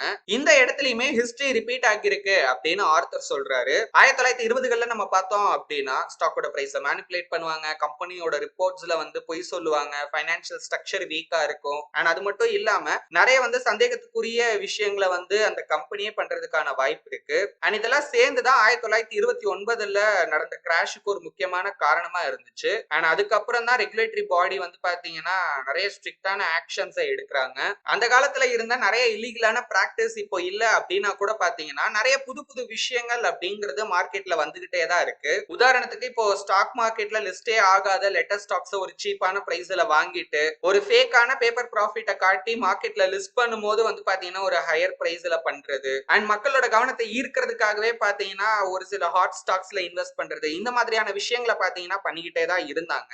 அதுக்கப்புறமும் நிறைய ரெகுலேட்டரி மெஷர்ஸ் அப்படிங்கறது ரெகுலேட்டரி பாடி சைட்ல இருந்து எடுத்தாலும் கூட இந்த ஸ்பெகுலேஷன் அவங்களால ஒண்ணுமே பண்ண முடியல. அண்ட் அதன் மூலமா நிறைய இன்வெஸ்டர்ஸ் பாத்தீங்கன்னா தொடர்ந்து பாதிப்பு அடைஞ்சுக்கிட்டே தான் இருந்தாங்க. சோ ஒரு இன்டெலிஜென்ட் இன்வெஸ்டரா நம்ம எப்பவுமே இந்த மாதிரியான பாப்புலரான டிலூஷன்ல இருந்து, அதாவது அந்த மாயையில இருந்து பாத்தீங்கன்னா தள்ளியே இருக்கணும் அப்படின்னு ஆர்த்தர் சஜஸ்ட் பண்றாரு. இப்ப கொஞ்சம் டீடைல்டா இந்த பெர்ஃபார்மன்ஸ் ஃபண்டோட பெர்ஃபார்மன்ஸ் எப்படி இருக்கு அப்படிங்கறத பார்க்கலாம். ஆல்ரெடி நம்ம பார்த்திருந்தோம் 1967க்கு அப்புறம் இந்த ஃபண்ட்ஸோட நிலைமை அப்படிங்கிறது ரொம்பவே மோசமாகி இருக்கு. பட் அந்த வருஷத்தையுமே நம்ம இந்த ஃபண்ட்ஸோட ஓவரால் பெர்ஃபார்மன்ஸோட சேர்த்தோம் அப்படின்னா ரிசல்ட்ஸ் அப்படிங்கிறது அந்த அளவுக்கு மோசமாலாம் இருந்திருக்காது. ஏன்னா அந்த மணி மேனேஜர் புக்ல மென்ஷன் பண்ண ஃபண்ட்ஸ்ல ஒரு ஃபண்ட் வந்து S&P விட வந்து பெட்டரான பெர்ஃபார்மன்ஸ் பண்ணியிருக்கும். 6 ஃபண்ட் வந்து கிட்டத்தட்ட அதுக்கான சேம் ரிசல்ட்ஸ், ஓகேங்களா, அதுக்கு கிட்டத்தட்ட சேமான க்ளோஸ் ஆன ரிட்டர்ன்ஸை கொடுத்திருக்கோம். 3 ஃபண்ட் வந்து மோசமா பெர்ஃபார்ம் பண்ணியிருக்கோம். சோ அந்த வருஷத்தோட டாப் பெர்ஃபார்மிங் ஃபண்ட்ஸோட ரிட்டர்ன்ஸை நம்ம எடுத்து பார்த்தோம் அப்படின்னா கிட்டத்தட்ட 84%ல இருந்து 300% அளவுக்கு ப்ராஃபிட்ஸ் அப்படிங்கிறது ஜெனரேட் பண்ணியிருக்காங்க. இப்ப நம்ம கொஞ்சம் லாங் டேர்ம் பீரியடோட பெர்ஃபார்மன்ஸை எடுத்து பார்த்தோம் அப்படின்னா அதுல ஒரு 4 ஃபண்ட் தான் கிட்டத்தட்ட ஒரு 4 வருஷத்துக்கும் மேல S&P விட பெட்டரா பெர்ஃபார்ம் பண்ணிருக்கு. குறிப்பா 1968ல இருந்து 1970 அந்த டைம் பீரியட்ல 2 ஃபண்ட் மட்டும் தான் அந்த இண்டெக்ஸை பீட் பண்ணிருக்கு. ஆனா இதுல ஹைலைட்டான ஒரு விஷயம் என்ன அப்படின்னு கேட்டீங்கன்னா அந்த ஃபண்ட்ஸ் எல்லாமே சைஸ் வைஸ் வந்து பாத்தீங்கன்னா ரொம்ப சின்ன ஃபண்ட் தான். சோ ஆவரேஜா பாத்தீங்கன்னா அவங்களோட அசெட், அதாவது டோட்டலா எவ்வளவு அமௌண்ட் அவங்க கண்ட்ரோல் பண்றாங்க, மேனேஜ் பண்றாங்க அப்படின்னு பாத்தீங்கன்னா ஒரு 60 மில்லியன் அளவுக்கு தான் இருக்கு அப்படின்னு ஆர்த்தர் சொல்றாரு. சோ தொடர்ந்து இந்த மாதிரியான ஸ்ட்ராங்கான ரிசல்ட்ஸ் கொடுக்கணும் அப்படின்னா இந்த மாதிரி ஸ்மால் சைஸ்ல அந்த கம்பெனி இருக்கணும் அப்படிங்கறத இது சஜஸ்ட் பண்ணுது அப்படின்னு ஆர்த்தர் சொல்றாரு. ஒரு இன்வெஸ்டரா இப்ப இதுல இருந்து நம்ம என்ன பாடத்தை கத்துக்கலாம் அப்படின்னா, இப்போ ஒரு ஃபண்ட் வந்து நல்லாவே பெர்ஃபார்ம் பண்ணுது அப்படின்னா அதன் மூலமா நமக்கு வந்து சில ஸ்பெஷல் ரிஸ்க் அப்படிங்கிறது வரதுக்கான வாய்ப்பு இருக்கு. ரெண்டாவது விஷயம், என்னதான் அது வந்து ஒரு லார்ஜ் ஃபண்டாவே இருந்தாலும் கூட அதோட மேனேஜ்மெண்ட்லாம் பக்காவா இருந்தாலும் கூட நம்ம லாங் ரன்ல எடுத்து பார்த்தோம் அப்படின்னா நமக்கு ரிசல்ட்ஸ் அப்படிங்கிறது ஆவரேஜை விட கொஞ்சம் அதிகமா இருக்கிறதுக்கான வாய்ப்பு தான் இருக்கு. ஒருவேளை அதோட மேனேஜ்மெண்ட் புவரா இருந்துச்சு அப்படின்னா ஸ்பெகுலேஷன் காரணமா ஷார்ட் டேர்ம்ல ஒரு நல்ல ப்ராஃபிட் இருக்கும். பட் அதுக்கப்புறம் பாத்தீங்கன்னா ஒரு ஹெவியான லாஸ் நம்ம சந்திக்கிறதுக்கான வாய்ப்பு இருக்கு. பட் இருந்தாலும் ஒரு சில ஃபண்ட்ஸ் தொடர்ந்து 10 வருஷத்துக்கும் மேல மார்க்கெட்டை விட அதிகமான பெர்ஃபார்மன்ஸை பாத்தீங்கன்னா கொடுத்திருக்காங்க. இதுக்கான ரீசன் என்ன அப்படின்னு பாத்தீங்கன்னா அவங்க ஒரு ஸ்பெஷலைஸ்டு ஏரியால வந்து பாத்தீங்கன்னா ஒர்க் பண்ணிருப்பாங்க. அண்ட் அவங்க கேபிட்டல்ல ஸ்ட்ரிக்டான லிமிட் அப்படிங்கிறது இருக்கும். அண்ட் இதை விட ரொம்ப முக்கியமான விஷயம், மக்கள் மத்தியில இந்த மாதிரியான ஃபண்ட்ஸை வந்து அதிக அளவுல ப்ரமோட்டும் பண்ண மாட்டாங்க. அடுத்தது நம்ம close end funds and open end ஃபண்ட்ஸை பத்தி பார்க்கலாம். ஃபர்ஸ்ட் அப்படின்னா என்ன அப்படிங்கிறதுல இருந்தே நம்ம ஸ்டார்ட் பண்ணலாம். முதல்ல ஓபன் எண்ட் ஃபண்ட் அப்படின்னா என்னன்னு பார்ப்போம். இந்த ஃபண்ட்ஸை பொறுத்த வரைக்கும் சோ இது ஆக்சுவலி ஒரு விதமான மியூச்சுவல் ஃபண்ட் தான். இதோட யூனிட்ஸை தான் ஆக்சுவலா நம்ம வந்து பை பண்றோம் அதோட நெட் அசெட் வேல்யூக்கு. இப்போ இந்த ஃபண்ட் வந்து ஃபர்ஸ்ட் டைம் ஆஃபர் பண்ணுவாங்க, ஓகேங்களா. ஒரு ஸ்டாக் எப்படி வந்து ஃபர்ஸ்ட் டைம் பப்ளிக்கா ஆஃபர் பண்றாங்களோ அதே மாதிரி ஒரு மியூச்சுவல் ஃபண்டையும் பாத்தீங்கன்னா ஃபர்ஸ்ட் டைம் ஆஃபர் பண்ணுவாங்க. அதுக்கப்புறம் கூட நமக்கு எவ்வளவு வேணுமோ அந்த அளவுக்கு பாத்தீங்கன்னா இந்த ஃபண்டை வந்து நம்மளால வாங்க முடியும். சோ இதோட டிஃபரன்ஸ் என்ன அப்படிங்கறத புரிஞ்சுக்கோங்க. நான் ஸ்டாக்ஸை கம்பேர் பண்ணியே சொல்றேன். இப்போ நீங்க ஸ்டாக்ஸை எடுத்துக்கிட்டீங்கன்னா இனிஷியல் பப்ளிக் ஆஃபரிங் அப்படின்னு சொல்லுவாங்க. ஃபர்ஸ்ட் டைம் ஆஃபர் பண்றப்போ ஒரு சர்டைன் கவுண்ட் இருக்கும், இத்தனை நம்பர் ஆஃப் ஷேர்ஸ் வந்து பப்ளிக்கு ஆஃபர் பண்ண போறோம் அப்படின்னு டிசைட் பண்ணிருப்பாங்க. அது அப்படியே தான் இருக்கும், ஓகேங்களா. சோ அதுக்கப்புறம் வந்து FPO அப்படின்னு சொல்லுவாங்க, ஃபாலோ ஆன் பப்ளிக் ஆஃபரிங் அப்படின்னுவாங்க. அப்பதான் அந்த கவுண்ட் அப்படிங்கிறது மேபி இன்க்ரீஸ் ஆகலாம். சோ அது வரைக்கும் அந்த கவுண்ட் தான் வந்து பாத்தீங்கன்னா இப்போ பிரைமரி மார்க்கெட்ல, அதாவது IPOல வந்து ஃபர்ஸ்ட் டைம் யார் யாருக்கெல்லாம் ஆஃபர் பண்றாங்க பண்ணிட்டு செகண்டரி மார்க்கெட்ல அதுல யாராவது வேணும்னா செல் பண்ணிக்கலாம், அவங்க கிட்ட இருந்து நியூவா யாராவது வேணும்னா பாத்தீங்கன்னா பை பண்ணிக்கலாம். பட் அந்த ஷேர்ஸோட கவுண்ட் அப்படிங்கிறது ஒரு சர்டைன் நம்பர்ஸ் தான் பிக்ஸ்டா இருக்கும். ஆனா இந்த ஓபன் எண்ட் ஃபண்ட்ஸ் அப்படிங்கிறது அப்படி இருக்காது. சோ அன்லிமிட்டட் யூனிட்ஸ் வந்து பாத்தீங்கன்னா அந்த மியூச்சுவல் ஃபண்ட் கம்பெனியால, அதாவது அந்த அசெட் மேனேஜ்மெண்ட் கம்பெனியால கிரியேட் பண்ண முடியும். சோ எவ்வளவு வேணாலும் நம்மளால பை பண்ண முடியும். சோ அதனால இந்த ஃபண்ட் அப்படிங்கிறது over period of time grow ஆகிட்டே இருக்கும். இப்ப இதுக்கு அப்படியே ஆப்போசிட்டானது தான் இந்த க்ளோஸ் எண்ட் ஃபண்ட்ஸ் அப்படிங்கிறது. சோ இதோட கேபிட்டல் சைஸ் அப்படிங்கிறது பிக்ஸ்டு. அதாவது இப்ப இத ஃபர்ஸ்ட் டைம் ஒரு தடவை ஆஃபர் பண்றாங்க அப்படின்னா சோ அந்த கவுண்ட் அப்படிங்கிறது இவ்வளவு யூனிட்ஸ்னா அவ்வளவு யூனிட்ஸ் தான் இருக்கும். நியூ யூனிட்ஸ் அப்படிங்கிறது பாத்தீங்கன்னா கிரியேட் ஆகாது. அப்ப ஒரு தடவை வாங்கிட்டோம் அப்படின்னா அவ்வளவுதானா ப்ரோ, அதை நம்மளால செல்லே பண்ண முடியாதா அப்படின்னு கேட்டீங்கன்னா எல்லா க்ளோஸ் எண்ட் ஃபண்ட்ஸையுமே நம்ம இப்ப இந்தியாவை எடுத்துக்கிட்டீங்கன்னா ஸ்டாக் மார்க்கெட்ல லிஸ்ட் பண்ணிருப்பாங்க. ஒரு ஸ்டாக் மாதிரி பாத்தீங்கன்னா கண்டிப்பா வந்து ஒரு எக்ஸ்சேஞ்ச்ல வந்து லிஸ்ட் பண்ணி வச்சிருப்பாங்க. சோ அதுல போயிட்டு செகண்டரி மார்க்கெட்ல நம்ம வந்து செல் பண்ணிக்கலாம். ஆனா அந்த யூனிட்ஸோட கவுண்ட் அப்படிங்கிறது ஃபிக்ஸ்டு தான். ஓகேங்களா? சோ அதனாலதான் இதை வந்து க்ளோஸ்ட் எண்ட் ஃபண்ட்ஸ் அப்படின்னு சொல்றாங்க. பட் இதுல ரொம்ப பாப்புலர் ஆனது அப்படின்னு பாத்தீங்கன்னா ஓப்பன் எண்ட் ஃபண்ட்ஸ் தான். ஏன்னா இதுலதான் வந்து நிறைய டைப்ஸ் ஆஃப் மியூச்சுவல் ஃபண்ட்ஸ் அப்படிங்கறத வந்து ஆஃபர் பண்ணுவாங்க. க்ளோஸ் எண்ட் ஃபண்ட்ஸ்ல நமக்கு ஸ்கீமே வந்து ரொம்ப கம்மியா தான் இருக்கும். சோ அடுத்ததா இந்த ரெண்டு ஃபண்ட்ஸ்க்கு இடையில இருக்கிற பிரைஸ் டிஃபரன்ஸா நம்ம பார்த்தோம் அப்படின்னா, இப்போ ஓப்பன் எண்ட் ஃபண்ட்ஸ்ல தான் நமக்கு வந்து இந்த கமிஷன்ஸ் அப்படிங்கிறது அதிகமா இருக்கும் அப்படிங்கிற மாதிரி ஆர்த்தர் சொல்றாரு. சோ அந்த பீரியட்ல வந்து கிட்டத்தட்ட அதோட நெட் அசெட் வேல்யூவை விட 9% எக்ஸ்ட்ரா வந்து நம்ம பே பண்ணி தான் அதை பை பண்ண முடியும் அப்படின்னு ஆர்த்தர் சொல்றாரு. அந்த 9% எதுக்குன்னா அந்த சேல்ஸ் பர்சன் அப்படின்னு சொல்லுவாங்க. நம்ம இந்தியால வந்து அவங்கள மியூச்சுவல் ஃபண்ட் டிஸ்ட்ரிபியூட்டர்ஸ் அப்படின்னு சொல்லுவாங்க. ஸோ இந்த மாதிரியான மியூச்சுவல் ஃபண்ட்ஸை வந்து பப்ளிக்கு வந்து சஜஸ்ட் பண்ணுவாங்க, ஆஃபர் பண்ணுவாங்க. இந்த மாதிரி பண்ணுங்க அப்படிங்கிற மாதிரி அட்வைஸ் பண்ணி இன்வெஸ்ட் பண்ண வைப்பாங்க. ஸோ அவங்களுக்கு ஒரு கமிஷன் அப்படிங்கிறது கொடுப்பாங்க. அந்த கமிஷன் அமௌண்ட்டுமே நம்ம இன்வெஸ்ட் பண்ற அந்த அமௌண்ட்ல தான் பாத்தீங்கன்னா அடங்கி இருக்கும். இப்போ இந்த க்ளோஸ் எண்ட் ஃபண்ட்ஸை நம்ம எடுத்துக்கிட்டோம் அப்படின்னா, ஸோ இதுல வந்து அந்த அமௌண்ட் அப்படிங்கிறது கம்மியா இருக்கும் அப்படின்னு ஆர்த்தர் சொல்றாரு. ஜென்ரலாவே இதோட நெட் அசெட் வேல்யூ அப்படிங்கிறது மோஸ்ட் ஆஃப் த டைம் நமக்கு வந்து ஒரு டிஸ்கவுண்டட் பிரைஸ்ல கிடைக்கிறதுக்கான வாய்ப்பு இருக்கு அப்படின்னு சொல்றாரு. பட் அந்த டிஸ்கவுண்ட் அமௌண்ட் அப்படிங்கிறது கம்பெனி டு கம்பெனி வந்து over a period of time change ஆகிக்கிட்டே இருக்கும். இந்த பிரைஸ் கேப்னால நமக்கு வந்து வர ரிட்டர்ன்ஸ்ல ஏதாவது பெரிய பாதிப்பு இருக்குமா அப்படின்னு கேட்டீங்கன்னா அதுதான் கிடையாது. கிட்டத்தட்ட ரெண்டு ஃபண்ட்ஸ்லயுமே நமக்கு ஒரே மாதிரியான ரிசல்ட்ஸ், அதாவது கிட்டத்தட்ட சேமான ரிசல்ட்ஸை நம்ம வந்து எதிர்பார்க்கலாம். சோ இதுலயுமே வந்து எந்த டைப் ஆஃப் ஃபண்டை நம்ம சூஸ் பண்ணணும் அப்படிங்கிறதுக்கு ஆர்த்தர் வந்து ஒரு ரூல்ஸே கொடுத்திருக்காரு. அது என்ன அப்படின்னா, இப்போ ஒரு க்ளோஸ் எண்ட் ஃபண்ட் வந்து நமக்கு ஒரு 10 to 15% ஒரு டிஸ்கவுண்டட் வேல்யூல கிடைக்குது அப்படின்னா அது வந்து ஒரு பெட்டர் சாய்ஸா இருக்கும். ஏன்னா அந்த அளவுக்கு ஒரு டிஸ்கவுண்டட் பிரைஸ்ல கிடைக்கிற க்ளோஸ் எண்ட் ஃபண்ட்ல நமக்கு ரிட்டர்ன்ஸ் அப்படிங்கிறது கொஞ்சம் அதிகமா கிடைக்கிறதுக்கான வாய்ப்பு இருக்கு அந்த ஓப்பன் எண்ட் ஃபண்ட்ஸை விட. அண்ட் இதனால நமக்கு மோர் வேல்யூவும் பாத்தீங்கன்னா கிடைக்கும் அப்படின்னு ஆர்த்தர் சொல்றாரு. பட் மியூச்சுவல் ஃபண்ட் டிஸ்ட்ரிபியூட்டர்ஸோட ஆர்குமெண்ட் அப்படிங்கிறது கம்ப்ளீட்டாவே டிஃபரெண்டா இருக்கும். ஏன் அப்படின்னு கேட்டீங்கன்னா, இது வந்து இப்பவும் நடந்துகிட்டு தான் இருக்கு. நான் எல்லாரையும் சொல்ல வரல. பட் ஒரு சிலர் வந்து ஜென்யூனாவும் இருக்காங்க. பட் ஒரு சிலர் என்ன பண்றாங்க அப்படின்னா, அவங்களுக்கு வந்து கமிஷன் அதிகமா கிடைக்கணும் அப்படிங்கிறதுக்காக அந்த மாதிரி ஃபண்ட்ஸ், அது வந்து அந்த இன்வெஸ்டருக்கு சூட் ஆகுமா ஆகாதா அப்படிங்கறத பத்தி எல்லாம் இல்ல. சோ இந்த மாதிரி ஒரு ஐடியா இருக்குனாலே அவங்களுக்கு எதுல ஹை கமிஷன் வருமோ அந்த மாதிரி ஃபண்ட்ஸ் எல்லாம் பாத்தீங்கன்னா தலையில கட்டிட்டு போயிருவாங்க. இதே மாதிரி அந்த காலத்திலயுமே அந்த சேல்ஸ் பர்சன்ஸ் பாத்தீங்கன்னா, அதாவது அந்த சேல்ஸ்மேன் இந்த ஃபண்ட் இன்வெஸ்ட் பண்ணீங்க அப்படின்னா நீங்க செல் பண்ற டைம்ல, அதாவது க்ளோஸ் எண்ட் ஃபண்ட்ஸ்ல நீங்க இன்வெஸ்ட் பண்றீங்க அப்படின்னா அதோட வேல்யூ வந்து கம்மியாகிறதுக்கான வாய்ப்பு இருக்கு. சோ அப்படி பாத்தீங்கன்னா உங்களுக்கு வந்து ஒரு பெரிய லாஸ் வரும். இதே நீங்க ஓப்பன் எண்ட் ஃபண்ட்ல பண்ணீங்க அப்படின்னா உங்களுக்கு வந்து நல்ல வேல்யூ கிடைக்கும் அப்படிங்கிற மாதிரிலாம் சொல்லி அவங்களோட கிளைண்ட்ஸை வந்து கன்வின்ஸ் பண்ண ட்ரை பண்ணியிருக்காங்க. இது கேட்கறப்ப கொஞ்சம் கன்வின்சிங்கா இருந்தாலும் பட் இதுல இருக்கிற லாஜிக்ஸையும் மேத்தமெட்டிக்ஸையும் நம்ம டெஸ்ட் பண்றதுக்கு ஆர்த்தரே பாத்தீங்கன்னா ஒரு எக்ஸாம்பிள் கொடுத்திருக்காரு. சோ ரெண்டு இன்வெஸ்டர்ஸ் இருக்காங்கன்னு கன்சிடர் பண்ணிக்கோங்க, ஏ பி அப்படின்னு. ஏங்கிற இன்வெஸ்டர் வந்து ஓப்பன் எண்ட் ஃபண்ட்ல இன்வெஸ்ட் பண்றாரு, பிங்கிற இன்வெஸ்டர் வந்து க்ளோஸ் எண்ட் ஃபண்ட்ல இன்வெஸ்ட் பண்றாரு. சோ ஏ வந்து ஒரு 9% பிரீமியம் பிரைஸ்ல அந்த அசெட்ல இன்வெஸ்ட் பண்றாரு, அதாவது 109% அசெட் வேல்யூல அவர் இன்வெஸ்ட் பண்றாரு. பி வந்து ஒரு 15% டிஸ்கவுண்ட்ல இன்வெஸ்ட் பண்றாரு, அதாவது 85% ஆஃப் த அசெட் வேல்யூல இன்வெஸ்ட் பண்றாரு. இது இல்லாம 1.5% கமிஷன் தனியா இருக்கு. இப்ப ரெண்டு பேருமே ஒரு 4 வருஷத்துல ஓகேங்களா அவங்களோட அசெட் வேல்யூவோட ஒரு 30% ப்ராஃபிட்டா ஏர்ன் பண்ணிருக்காங்க அப்படின்னு வச்சுக்கோங்க. ரெண்டு பேரும் ஒரே நேரத்துல ஸ்டார்ட் பண்றாங்க அண்ட் ஒரே நேரத்துல முடிக்கிறாங்க அப்படின்னு நம்ம எடுத்துக்கலாம். சோ ஏ இப்ப வந்து ஒரு 100% ஆஃப் த அசெட் வேல்யூவை வந்து அப்படியே ரிடீம் பண்ணுவாரு, அதாவது செல் பண்ணுவாரு. பட் ஆனா அந்த 9% எக்ஸ்ட்ரா அவர் பே பண்ணிருக்காரு பாத்தீங்களா, அந்த அமௌண்ட் வந்து அவருக்கு ஒரு லாஸ் தான். ஓகேங்களா, ஏன்னா அது வந்து பிரீமியம் எக்ஸ்ட்ரா தான் அவர் பே பண்ணிருக்காரு. இப்ப அவருக்கு எவ்வளவு ரிட்டர்ன்ஸ் வந்திருக்கு அப்படின்னு பாத்தீங்கன்னா கிட்டத்தட்ட வந்து ஒரு 30%. அந்த 30ல இருந்து இந்த 9 மைனஸ் பண்ணிட்டோம் அப்படின்னா அவரோட ஒரிஜினல் அசெட் வேல்யூவோட ஒரு 21, அதாவது ஒரு 21% அளவுக்கு அவருக்கு வந்து ரிட்டர்ன்ஸ் அப்படிங்கிறது இருந்திருக்கும். அதாவது இது அவரோட ஆக்சுவல் இன்வெஸ்ட்மெண்டோட கம்பேர் பண்ணோம் அப்படின்னா ஓகேங்களா 19%, என்ன ப்ரோ 21ங்கிறீங்க 19ங்கிறீங்க அப்படின்னா, சோ ஃபர்ஸ்ட் இதை புரிஞ்சுக்கோங்க. 19% அப்படிங்கிறது அந்த 109% ஓடது. ஓகே, ஏன்னா அவர் இன்வெஸ்ட் பண்ணும்போதே 109% தான் இன்வெஸ்ட் பண்ணியிருக்காரு. சோ அந்த அமௌண்ட்டுக்கு கன்வெர்ட் பண்ணோம் அப்படின்னா 19% வந்து அவருக்கு ரிட்டர்ன்ஸ் அப்படிங்கிறது கிடைச்சிருக்கும். இப்ப நம்ம பியோட ரிசல்ட்ஸை பார்த்தோம் அப்படின்னா இப்ப ஏ அளவுக்கு இவரும் ரிட்டர்ன்ஸை மேக் பண்ணியிருக்காருன்னு வச்சுக்கோங்களேன். அதாவது ஏவோட ரிட்டர்ன்ஸ்க்கு ஈக்குவலா இவரும் ரிட்டர்ன்ஸ் பண்ணணும் அப்படின்னு வச்சுக்கோங்களேன். இவர் வந்து அந்த ஒரிஜினல் அசெட் வேல்யூவை விட 73%க்கு அந்த அசெட்டை செல் பண்ணாரு அப்படின்னா தான் இவங்க ரெண்டு பேரோட ரிசல்ட்ஸ் அப்படிங்கிறது மேட்ச் ஆகும், அதாவது ஒரே மாதிரி இருக்கும். அப்ப கிட்டத்தட்ட அந்த நெட் அசெட் வேல்யூ ஓவராலா பாத்தீங்கன்னா 27% அளவுக்கு வந்து ஃபால் ஆகி இருந்திருக்கணும். அதாவது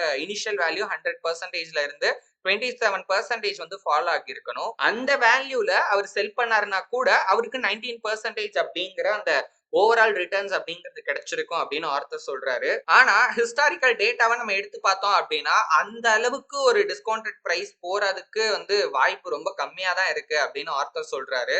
சோ இதுல கன்க்ளூஷன் என்ன அப்படின்னா இந்த இடத்துல வின் பண்ணது வந்து பி தான். ஒருவேளை இப்போ இன்வெஸ்டர் ஏ வந்து ஒரு நோ லோட் ஃபண்ட் இல்ல லோ லோட் ஃபண்ட்ல இன்வெஸ்ட் பண்ணியிருந்தா கூட அவருக்கு வந்து கொஞ்சம் அதிகமான ரிட்டர்ன்ஸ் கிடைச்சிருக்குமே தவிர அப்பயும் யார் வின் பண்ணிருப்பாங்க அப்படின்னு பாத்தீங்கன்னா பி தான் வின் பண்ணிருப்பாரு அப்படின்னு ஆர்த்தர் சொல்றாரு.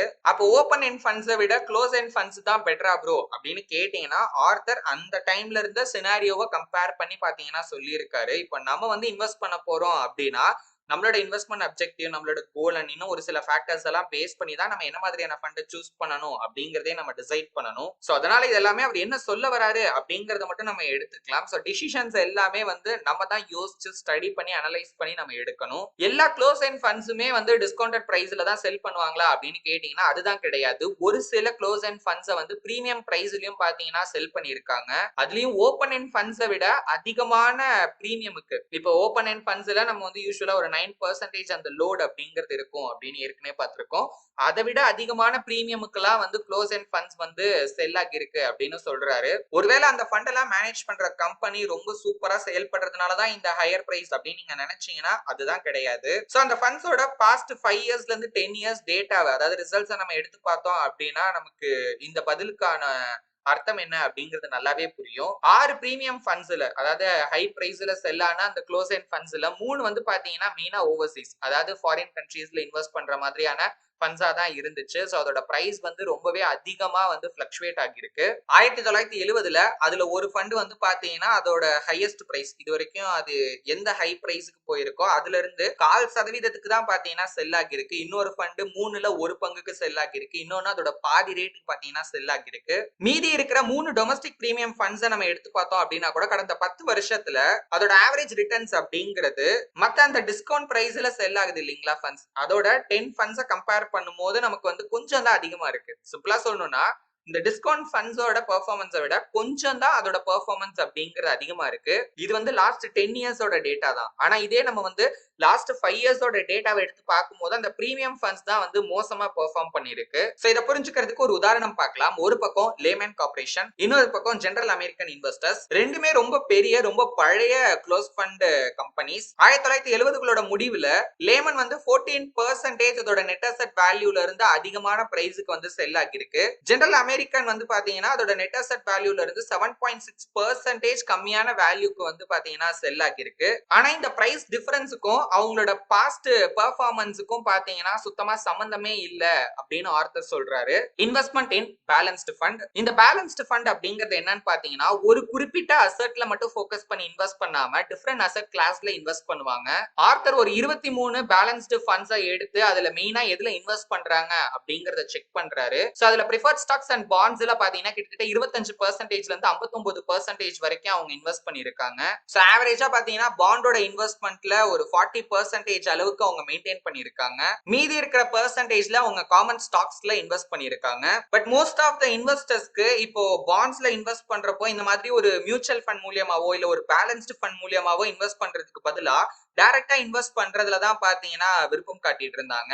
இதுக்கான முக்கியமான ரீசனே அதோட ரிட்டர்ன்ஸ் தான். 1970ல ஆவரேஜா ஒரு பேலன்ஸ்டு ஃபண்ட்ல எந்த அளவுக்கு ரிட்டர்ன்ஸ் இருந்திருக்கும் அப்படின்னு பாத்தீங்கன்னா இப்ப அதோட அசெட் வேல்யூவோட வருஷத்துக்கு 3.9% அளவுக்கு ரிட்டர்ன்ஸ் இருந்திருக்கும். அப்படி இல்லைன்னா அதோட ஆஃபர் பிரைஸ்ல இருந்து ஒரு 3.6% அளவுக்கு ரிட்டர்ன்ஸ் அப்படிங்கிறது இருந்திருக்கும். பட் இதை விட ஒரு பெட்டரான சாய்ஸ் அப்படிங்கிறது பாண்ட் இன்வெஸ்டர்ஸ்க்கு இருந்திருக்கு. ஒரு பக்கம் யூஎஸோட சேவிங்ஸ் பாண்ட் இருக்கு, இன்னொரு பக்கம் ஏ கிரேட் இல்ல அதுக்கும் மேல ரேட்டிங்ஸ் இருக்கிற கார்ப்பரேட் பாண்ட்ஸ் இருக்கு, ஒரு பக்கம் டாக்ஸ் ஃப்ரீ பாண்ட்ஸ் இருக்கு. சோ இதுல ஜெனரேட் ஆன ரிட்டர்ன்ஸ் அப்படிங்கறது அந்த பேலன்ஸ் ஃபண்ட்ல கிடைச்சதை விட பெட்டரா இருக்கிறதுனால அதுல இன்வெஸ்ட் பண்றதுக்கு பதிலா டைரக்டாவே பாண்ட்ஸ்ல இன்வெஸ்ட் பண்ணோம் அப்படின்னா நமக்கு ஒரு நல்ல ரிட்டர்ன்ஸ் அப்படிங்கிறது கிடைக்கும் அப்படிங்கிறது பெரும்பாலான இன்வெஸ்டர்ஸோட மனநிலையா அந்த பீரியட்ல இருந்திருக்கு. சோ சிம்பிளா ஆர்த்தர் என்ன சொல்ல வராரு அப்படின்னு பாத்தீங்கன்னா இப்போ ஸ்டாக்ஸ் அப்படின்னு வரும்போது நம்ம டைரக்டா இன்வெஸ்ட் பண்ணிக்கலாம் இல்ல மியூச்சுவல் ஃபண்ட் மூலியமாவும் இன்வெஸ்ட் பண்ணிக்கலாம். சோ ரெண்டு வழி இருக்கு. சோ இதுல வந்து ஒரு சில பாயிண்ட்ஸ்ல நமக்கு டைரக்டா இன்வெஸ்ட் பண்றதை விட மியூச்சுவல் ஃபண்ட்ல இன்வெஸ்ட் பண்றது ஒரு நல்ல சாய்ஸா இருக்கு. ஆனா பாண்ட்ஸ் அப்படின்னு வரும்போது நமக்கு அதை ஒரு ஃபண்ட் மூலியமா பண்றதை விட டைரக்டா பண்றதுலதான் பெனிஃபிட் அதிகமா இருக்கும் அப்படிங்கிற மாதிரியான ஒரு காமனான தாட் அந்த டைம்ல இன்வெஸ்டர்ஸ் மத்தியில இருந்திருக்கு அப்படிங்கறத சொல்லி சாப்டர் முடிக்கிறாரு. இப்ப நம்ம ஜேசன் ஸ்பீகோட இந்த சாப்டர் 9 பத்தின கருத்து என்ன அப்படிங்கறத பார்க்கலாம். Almost perfect. முதல்ல மியூச்சுவல் ஃபண்டோட ஹிஸ்டரியில இருந்து பாத்தீங்கன்னா இவர் ஸ்டார்ட் பண்றாரு. முதல்ல மியூச்சுவல் ஃபண்ட் வந்து அமெரிக்கால தான் கண்டுபிடிக்கப்பட்டிருக்கிறதா இவர் சொல்றாரு.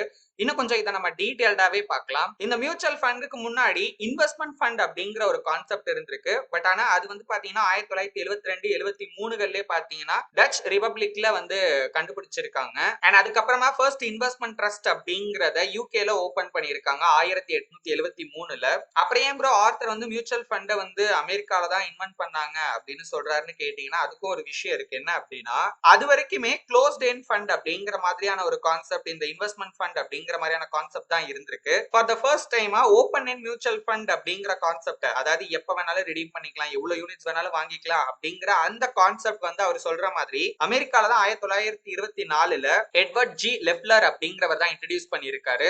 அண்ட் அதுக்கப்புறம் இதுல வந்து நிறைய இம்ப்ரூவ்மெண்ட் அப்படிங்கிறது டில் டேட் வரைக்கும் பாத்தீங்கன்னா வந்துகிட்டே இருக்கு. One of the large industry அப்படின்னே சொல்லலாம். மியூச்சுவல் ஃபண்ட்ஸை பொறுத்த வரைக்கும் இது ரொம்ப அஃபோர்டபிள். ஓகேங்களா, ரொம்ப ஒரு கம்மியான அமௌண்ட்ல இருந்தே வந்து நம்ம வந்து ஸ்டார்ட் பண்ணலாம். ரொம்பவே கன்வீனியன்ட்டாவும் இருக்கு. ரொம்ப காம்ப்ளிகேட்டடான ப்ராசஸ்லாம் இதுல இன்வால்வ் ஆகி இருக்காது.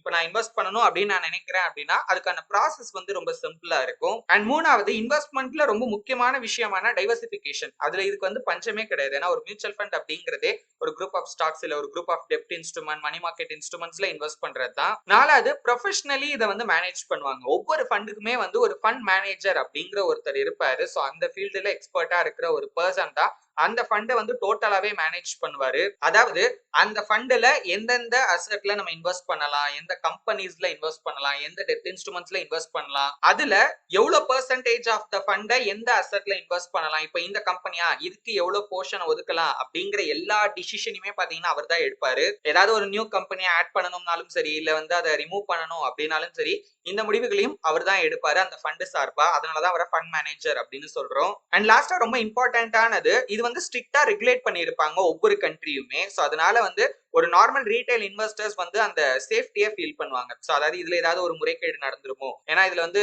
ஹியூஜ் கேபிட்டல் அதாவது மணி அப்படிங்கிறது இன்வால்வ் ஆகுறதுனால ஸ்கேம் ஆக்டிவிட்டிஸும் பாத்தீங்கன்னா நடக்கிறதுக்கான வாய்ப்பு இருக்கு. பட் அதை தடுக்கிற விதமா தான் ஒவ்வொரு ரெகுலேட்டரி பாடியும் அவங்களோட வேலையை செஞ்சுட்டு இருப்பாங்க. சோ இப்போ இந்த இன்வெஸ்ட்மெண்ட் ப்ராசஸை ஈஸி ஆக்குனதுனாலையும் சீப் ஆக்குனதுனாலையுமே ஏகப்பட்ட பேர் வந்து ஸ்டாக் மார்க்கெட்ல இன்வெஸ்ட் பண்ண ஆரம்பிச்சிருக்காங்க. சோ அந்த பீரியட்லயே கிட்டத்தட்ட 5.5 கோடி பேர், அதாவது 5.5 கோடி அமெரிக்கன் ஃபேமிலிஸ், அதாவது இண்டிவிஜுவல் பர்சன்ஸ் அவர் மீன் பண்றாருன்னு நான் நினைக்கிறேன், மியூச்சுவல் ஃபண்ட் மூலமா ஸ்டாக் மார்க்கெட்ல இன்வெஸ்ட் பண்ணிருக்காங்க அப்படின்னு சொல்றாரு. இந்தியாலுமே கடந்த சில வருஷங்கள்ல இந்த மியூச்சுவல் ஃபண்ட்ல இன்வெஸ்ட் பண்றவங்களோட எண்ணிக்கை அப்படிங்கிறது தொடர்ந்து அதிகரிச்சுக்கிட்டே வரதை நம்மளால வந்து பார்க்க முடியுது. ஒரு பக்கம் கவர்மெண்ட் சைடும் வந்து நிறைய இனிஷியேட்டிவ்ஸ் இதை எடுத்து, ஏன்னா மக்களுக்கு இந்த ஸ்டாக் மார்க்கெட்னாலே ஒரு பயம் அப்படிங்கிற ஒரு உணர்வு பாத்தீங்கன்னா இருந்துகிட்டே இருக்கு. ஏன்னா இதுக்கு முன்னாடி நடந்த நிறைய மோசமான விஷயங்களை அதுக்கு நம்ம உதாரணமா சொல்லலாம். பட் அதையெல்லாம் தாண்டி இன்னைக்கு மார்க்கெட்னா இதுதான் அப்படிங்கிற அந்த அவேர்னஸ், நாலேஜ் அப்படிங்கிறது சோசியல் மீடியா மூலியமா வந்து பாத்தீங்கன்னா மக்கள் மத்தியில போய் சேர்றதுனால நிறைய பேர் ஆர்வம் காட்டுறாங்க இதுல இன்வெஸ்ட் பண்றதுக்கு. சோ இதெல்லாம் வச்சு மியூச்சுவல் ஃபண்ட் அப்படிங்கிறது பெர்ஃபெக்ட்டா அப்படின்னு கேட்டீங்கன்னா இல்ல. சோ இதோட டைட்டில்ல சொல்ற மாதிரி இது வந்து ஆல்மோஸ்ட் பெர்ஃபெக்ட் தான். இதுலயுமே சில குறைகள் அப்படிங்கிறது இருக்கத்தான் செய்யுது. அந்த குறைகளால ஒரு சில ஃபண்ட் அப்படிங்கிறது மார்க்கெட்ல நார்மலா இருக்கிற பெர்ஃபார்மன்ஸை விட ரொம்ப கம்மியான ஒரு பெர்ஃபார்மன்ஸ் பண்ணுது. சில ஃபண்ட்ஸ்ல வந்து இன்வெஸ்டர்ஸ்க்கு நிறைய சார்ஜஸ் அப்படிங்கிறது இருக்கு. சிலருக்கு வந்து டாக்ஸ் ப்ராப்ளம் அப்படிங்கிறது வரலாம். ஃபண்ட்ஸோட பெர்ஃபார்மன்ஸ் அப்படிங்கிறது அன்ஸ்டேபிளாவோ இல்ல அன்ஈவனாவோ இருக்கிறதுக்கான சான்சஸ் இருக்கு. அதனால ஒரு இன்டெலிஜென்ட் இன்வெஸ்டரா இப்ப நம்ம வந்து இன்வெஸ்ட் பண்ண போறோம் அப்படின்னா என்ன மாதிரியான ஃபண்ட்ல நம்ம இன்வெஸ்ட் பண்ணணும் அப்படிங்கறத ரொம்ப கேர்ஃபுல்லா பாத்தீங்கன்னா முடிவு பண்ணணும். டாப் ஆஃப் தி சார்ட் ஒரு விஷயம் மட்டும் பாத்தீங்கன்னா ஸ்டாக் மார்க்கெட்ல மாறவே மாறாது. இப்போ டைரக்ட் ஸ்டாக்ஸ்ல இன்வெஸ்ட் பண்றதுனாலும் சரி, இல்ல பாண்ட்ஸ்ல இன்வெஸ்ட் பண்றதுனாலும் சரி, இல்ல மியூச்சுவல் ஃபண்ட்ல இன்வெஸ்ட் பண்றாங்க அப்படின்னா கூட மோஸ்ட் ஆஃப் த இன்வெஸ்டர்ஸோட சாய்ஸ் எப்படி இருக்கும் அப்படின்னு பாத்தீங்கன்னா ரொம்ப ரீசன்ட் இயர்ஸ்ல இல்ல ரீசெண்டா எந்த ஃபண்ட் வந்து நல்லா ப்ராஃபிட் கொடுத்துருக்கோ அதுல இன்வெஸ்ட் பண்ணலாம் அப்படின்னு பாத்தீங்கன்னா டிசைட் பண்ணுவாங்க. காரணம் என்ன அப்படின்னா அதே மாதிரி ஃபியூச்சர்லி க்ரோ ஆகும் அப்படின்னு ஒரு நம்பிக்கை. இது எங்க இருந்து வருது அப்படின்னு கேட்டீங்கன்னா தான் கொஞ்சம் ஃபன்னியா இருக்கும். என்ன அப்படின்னா இப்போ நிறைய பிளம்பர்ஸ் இருப்பாங்க. அதுல ஒரு சிலர் வந்து பாத்தீங்கன்னா ரொம்பவே எக்ஸ்பர்ட்டா இருப்பாங்க. இப்போ அதே மாதிரி நிறைய கிரிக்கெட் பிளேயர்ஸ் இருந்தாலும் ஒரு சில பிளேயர்ஸ் வந்து பாத்தீங்கன்னா ஸ்டார் பிளேயர்ஸா இருப்பாங்க. சோ அவங்களோட பெர்ஃபார்மன்ஸே தனியா இருக்கும். ஊர்ல எவ்வளவோ ரெஸ்டாரண்ட்ஸ் இருந்தாலும் ஒரு சில ரெஸ்டாரண்ட்ஸ்ல வந்து ஃபுட் எப்பவுமே பாத்தீங்கன்னா டேஸ்டாவே கிடைச்சுக்கிட்டு இருக்கும். ஒரு கிளாஸ்ல இப்போ ஒரு 100 பசங்க இருக்காங்க அப்படின்னா அதுல ஒரு 5 பேரோ 10 பேரோ வந்து எப்பவுமே பாத்தீங்கன்னா நல்ல மார்க்ஸே எடுத்துக்கிட்டு இருப்பாங்க. இதுக்கு காரணம் என்ன அப்படின்னா அவங்களோட திறமை, அவங்களோட ஹார்ட் ஒர்க். அதுல அவங்க கன்சிஸ்டன்டா இருக்கிறதுனால இதே மாதிரி தொடர்ந்து வந்து பெர்ஃபார்ம் பண்ணுவாங்க அப்படின்ற ஒரு எதிர்பார்ப்பு இருக்கும். அதே விஷயத்தை எங்க கொண்டு வந்து அப்ளை பண்ணுவாங்கன்னா மார்க்கெட்லயும் அப்ளை பண்ணுவாங்க. பட் ரியாலிட்டி அப்படி இருக்காது. என்னதான் ஸ்டாக் மார்க்கெட்ல ஸ்கில் அப்படிங்கிறது ஒரு முக்கியமான விஷயமாவே இருந்தாலும் கூட அப்பப்ப லக்குங்கிற ஒரு விஷயமும் பாத்தீங்கன்னா நமக்கு தேவைப்படும். ஏன்னா இப்போ ஒரு ஃபண்ட் மேனேஜர் இருக்காரு, ஒரு தடவை அவர் வந்து ஒரு கரெக்டான செக்டாரையோ இல்ல ஒரு கரெக்டான இன்வெஸ்ட்மெண்ட் டிசிஷன்ஸையோ எடுத்துறாரு, அதனால வந்து ஒரு பயங்கரமான ரிசல்ட்ஸ் அப்படிங்கிறது கிடைக்குதுன்னா அது அப்படியே எல்லா டைமும் ரிப்பீட் ஆகும் அப்படிங்கிற மாதிரி நம்மளால எதிர்பார்க்க முடியாது. இப்போ வந்து ஒரு ஹாட்டான ஸ்டாக் இருக்கு, இல்ல ஒரு செக்டார் இருக்கு, அதை அவர் கரெக்டா வந்து ஜட்ஜ் பண்ணி முன்னாடியே வந்து இன்வெஸ்ட் பண்ணி வச்சுட்டாரு. இப்ப அந்த செக்டாரோட growthனாலயோ இல்ல அந்த கம்பெனியோட growthனாலயோ வந்து பயங்கரமா ரிட்டர்ன்ஸ் கிடைக்குது அப்படின்னு வச்சுக்கோங்களேன். இப்ப ஹாட்டா இருக்கிற ஸ்டாக் வந்து கோல்டா மாறிச்சு அப்படின்னா அது ஆட்டோமேட்டிக்கா அந்த ஃபண்ட்லயும் அந்த ஃபண்டோட பெர்ஃபார்மன்ஸ்லயும் பாத்தீங்கன்னா இம்பாக்ட கிரியேட் பண்ணும். ஏன்னா இந்த மாதிரி ஹாட்டா இருந்த எவ்வளவோ ஃபண்ட்ஸ் அப்படிங்கிறது அதுக்கப்புறம் கொலாப்ஸ் ஆகிருக்கு. குறிப்பா சொல்லணும் அப்படின்னா டெக்னாலஜிய பேஸா வச்சு இன்வெஸ்ட் பண்ண ஃபண்ட்ஸ் எல்லாம் ரொம்ப ரொம்ப மோசமான ஒரு ரிட்டர்ன்ஸ் பாத்தீங்கன்னா ஜெனரேட் பண்ணிருக்காங்க. கிட்டத்தட்ட 50 வருஷத்துக்கும் மேல நிறைய ஃபைனான்சியல் ஸ்காலர்ஸ் இந்த மியூச்சுவல் ஃபண்டை ஸ்டடி பண்ணி என்ன விஷயத்தை கண்டுபிடிக்கிறாங்க அப்படின்னு கேட்டீங்கன்னா, நம்பர் 1, ஒரு ஆவரேஜ் ஃபண்டால அவங்களோட ரிசர்ச் அண்ட் ட்ரேடிங் காஸ்ட்டை ஓவர் கம் பண்ற அளவுக்கு கூட வந்து ஸ்டாக்ஸை வந்து பிக் பண்ண முடியல அப்படிங்கிற விஷயத்தை கண்டுபிடிக்கிறாங்க. ரெண்டாவது, ஃபண்டோட எக்ஸ்பென்ஸ் அதிகமா இருக்கிறப்ப நம்மளோட ரிட்டர்ன்ஸ் அப்படிங்கிறது கம்மியா தான் இருக்கும். மூணாவது, இப்போ ஒரு ஃபண்ட்ல அடிக்கடி வந்து ஸ்டாக்ஸை ரீபேலன்ஸ் பண்றாங்க, இல்ல வந்து வாங்குறாங்க விற்கிறாங்க, ட்ரேடிங் ஆக்டிவிட்டிஸ் அதிகமா இருந்துச்சு அப்படின்னா அதோட ஏர்னிங்ஸ் வந்து கம்மியா இருக்கும். ஏன்னா இந்த மாதிரி அடிக்கடி ட்ரேட் பண்றப்ப அந்த ஃபண்டை மேனேஜ் பண்றதுக்கு ஆகிற காஸ்ட் அப்படிங்கிறது இன்க்ரீஸ் ஆகும். ஸோ காஸ்ட் இன்க்ரீஸ் ஆச்சுன்னா நம்ம முன்னாடியே பார்த்த மாதிரி ரிட்டர்ன்ஸ் அப்படிங்கிறது கம்மியாகிறதுக்கான வாய்ப்பு இருக்கு. நாலாவது, வாலட்டைலான ஃபண்ட்ஸ் எப்பவுமே பாத்தீங்கன்னா வாலட்டைலா தான் இருக்கும். அஞ்சாவது, பாஸ்ட்ல நல்ல பெர்ஃபார்மன்ஸ் பண்ண ஃபண்டால லாங் டேர்முக்கு அந்த சக்சஸ் பாத்தீங்கன்னா அப்படியே தக்க வச்சுக்க முடியாது. சோ இதுல பிரச்சனை என்ன அப்படின்னு கேட்டீங்கன்னா வெறும் பாஸ்ட் ரிட்டர்ன்ஸை மட்டும் பேஸ் பண்ணி நம்மளால வந்து ஒரு டாப் பெர்ஃபார்மிங் ஃபண்ட்ஸை வந்து கண்டுபிடிக்க முடியாது அப்படின்னு சொல்றாரு. பட் இதுல சில நல்ல விஷயங்களும் இருக்காது. என்ன அப்படின்னா ஒரு நல்ல ஃபண்டை சூஸ் பண்றது எந்த அளவுக்கு ஒரு கஷ்டமான விஷயம் அப்படிங்கறத நம்ம புரிஞ்சுக்கிட்டாலே நம்ம ஒரு ஸ்மார்ட் இன்வெஸ்டர் ஆகிடலாம். ஆனா அதே மாதிரி பாஸ்ட் பெர்ஃபார்மன்ஸை மட்டும் பார்த்து இன்வெஸ்ட் பண்ணாம வேற சில ஃபேக்டர்ஸ்லயும் நம்ம ஃபோக்கஸ் பண்ணோம் அப்படின்னா ஒரு கரெக்டான இன்வெஸ்ட்மெண்ட் டிசிஷன்ஸ் தான் நம்மளால எடுக்க முடியும். ஒரு ஃபண்ட் வந்து மார்க்கெட்டை பீட் பண்ணல அப்படின்னா கூட நமக்கு வேற சில வேல்யூவா அது ப்ரொவைட் பண்றதுக்கான வாய்ப்பு இருக்கு. உதாரணத்துக்கு ஒரு அஃபோர்டபிள் காஸ்ட்ல டைவர்சிபிகேஷன் பண்றதுக்கான வாய்ப்பு கிடைக்கும். ரெண்டாவது, நிறைய டைம் நம்ம சேவ் பண்ணலாம். ஏன்னா இப்ப நம்மளே வந்து டைரக்டா ஸ்டாக்ஸ்ல இன்வெஸ்ட் பண்ண போறோம் அப்படின்னா எந்த ஸ்டாக்ல இன்வெஸ்ட் பண்ணலாம், எதுல வந்து இன்வெஸ்ட் பண்ண கூடாது, எப்படி இன்வெஸ்ட் பண்ணலாம், என்னென்ன விஷயங்களை ஸ்டடி பண்ணணும், இந்த எல்லா வேலையும் நம்ம தான் செய்யற மாதிரி இருக்கும். இதுவே நம்மளோட கோலுக்கு ஏத்த மாதிரி, நம்மளோட இன்வெஸ்ட்மெண்ட் அப்ஜெக்டிவ்க்கு ஏத்த மாதிரி ஒரு ஃபண்டை நம்ம முடிவு பண்ணிட்டோம் அப்படின்னாலே நம்மளோட வேலை முடிஞ்சிருச்சு. இப்போ அந்த ஃபண்ட்ல இன்வெஸ்ட் பண்ணோம் அப்படின்னா இந்த எல்லா வேலையுமே அந்த மியூச்சுவல் ஃபண்ட் மேனேஜரே பார்த்துப்பாரு. The first shall be last. காமனாவே நம்ம கிட்ட ஒரு கேள்வி இருக்கும், ஒரு ஷார்ட் டேர்ம்ல சக்சஸ்ஃபுல்லா இருக்கிற ஃபண்டால ஏன் வந்து லாங் டேர்ம்ல அந்த மாதிரி சக்சஸ்ஃபுல்லா இருக்க முடியல அப்படின்னு. இதுக்கான காரணம் என்ன அப்படின்னா எந்த அளவுக்கு அந்த ஃபண்ட் வந்து சக்சஸ்ஃபுல்லா இருக்கோ அந்த அளவுக்கு அதுக்கும் ப்ராப்ளமை கிரியேட் பண்ணும். அதே மாதிரி அதுல இன்வெஸ்ட் பண்ற இன்வெஸ்டர்ஸ்க்கும் பாத்தீங்கன்னா ப்ராப்ளம்ஸை கிரியேட் பண்ணும். சோ இதுல என்னென்ன டிஃபிகல்டிஸ் எல்லாம் இருக்கு அப்படிங்கறத பத்தி ஆர்த்தர் வந்து டீடைல்டா சொல்லியிருக்காரு. அதை பத்தி ஒன் பை ஒன்னா பார்க்கலாம். Number 1, migrating managers. கன்சிடர் இப்போ ஒரு ஃபண்ட் மேனேஜர் இருக்காரு, அவர்கிட்ட பயங்கரமான ஸ்கில் இருக்கு. ஒரு ஃபண்ட் ஹவுஸ்க்கு கீழே வந்து சில ஃபண்ட்ஸ் அவர் மேனேஜ் பண்ணிட்டு இருக்காரு அப்படின்னு வச்சுக்கோங்க. இப்ப அவர் மேனேஜ் பண்ற ஃபண்ட்ஸ் எல்லாம் பயங்கரமா பெர்ஃபார்ம் பண்ணுச்சு அப்படின்னா வேற ஒரு ஃபண்ட் ஹவுஸ்ல இருந்து அவர் அப்ரோச் பண்ணி எங்க கம்பெனி கீழே வேலை பாருங்க, நாங்க உங்களுக்கு வந்து அதிக சம்பளம் கொடுக்குறோம், இதை பண்றோம் அதை பண்றோம்னு சொல்லி அவரை வந்து பாத்தீங்கன்னா அங்க இருந்து இங்க வர வைக்கிறதுக்கான வேலையெல்லாம் பார்ப்பாங்க. ஏன்னா at the end of the day இதுவும் ஒரு கைண்ட் ஆஃப் பிசினஸ் தான். ஸோ காம்படிஷன் அப்படிங்கிறது இங்கேயும் இருக்கு. அண்ட் இந்த விஷயம் வந்து பாத்தீங்கன்னா நிஜத்திலயும் நிறைய இடங்கள்ல நடந்திருக்கு. ஸோ ஆர்த்தருமே 2 எக்ஸாம்பிள் சொல்லியிருக்காரு. Trans America premier equity fund அப்படின்னு ஒரு ஃபண்ட் இருக்கு. 1977 கிட்டத்தட்ட இந்த ஃபண்ட் வந்து 47.5% பாத்தீங்கன்னா ப்ராஃபிட் கொடுத்திருக்கு. இந்த ஃபண்டை கிளென் அப்படிங்கிற ஒருத்தர் பாத்தீங்கன்னா ஹேண்டில் பண்ணிட்டு இருந்திருக்காரு. பட் 1998 அவர் அந்த ஃபண்டை விட்டுட்டு TCW Galileo select equity funds அப்படிங்கிற ஒரு ஃபண்டை மேனேஜ் பண்ண ஸ்டார்ட் பண்ணிட்டாரு. இதன் காரணமா அவர் விட்டுட்டு போன வருஷத்துல இருந்து அடுத்த 4 வருஷத்துல 3 வருஷம் பாத்தீங்கன்னா அந்த டிரான்ஸ் அமெரிக்கா ஃபண்ட் புவரா தான் பெர்ஃபார்ம் பண்ணிருக்கு. இன்னொரு எக்ஸாம்பிள் பார்த்தோம் அப்படின்னா ஃபெடிலிட்டி அக்ரெசிவ் growth ஃபண்ட் அப்படிங்கிற ஒரு ஃபண்ட் இருக்கு. கிட்டத்தட்ட மணியை ட்ரிபிள் பண்ணியிருக்காங்க. இந்த ஃபண்டை வந்து எரி சலிவன் அப்படிங்கிறவங்க வந்து 1997ல இருந்து 2000 வரைக்கும் பாத்தீங்கன்னா மேனேஜ் பண்ணிருக்காங்க. சோ அதுக்கப்புறம் 2000ல அதை விட்டுட்டு அவங்களே அவங்களோட ஓன் ஹெட்ஜ் ஃபண்டை வந்து பாத்தீங்கன்னா ஸ்டார்ட் பண்றாங்க. பட் அவங்க ஏற்கனவே மேனேஜ் பண்ணிட்டு இருந்த ஃபண்ட் அப்படிங்கிறது கிட்டத்தட்ட 75% அதோட வேல்யூ வந்து லாஸ் பண்ணுச்சு நெக்ஸ்ட் 3 வருஷத்துல.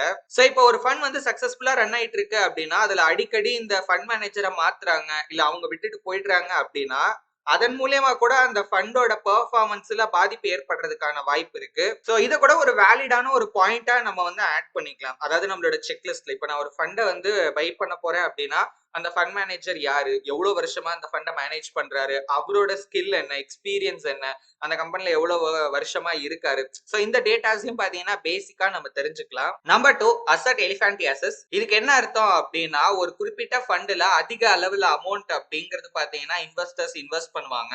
இப்போ ஒரு ஃபண்ட் வந்து சடனா ஒரு ஹையர் ரிட்டர்ன்ஸ் கொடுக்குது அப்படின்னாலே அது மக்கள் மத்தியில ஒரு அட்டென்ஷனை கிரியேட் பண்ணும். சோ ஆட்டோமேட்டிக்காவே என்ன பண்ணுவாங்க அப்படின்னா நிறைய பேர் அந்த ஃபண்ட்ல வந்து இன்வெஸ்ட் பண்ண ஆரம்பிப்பாங்க.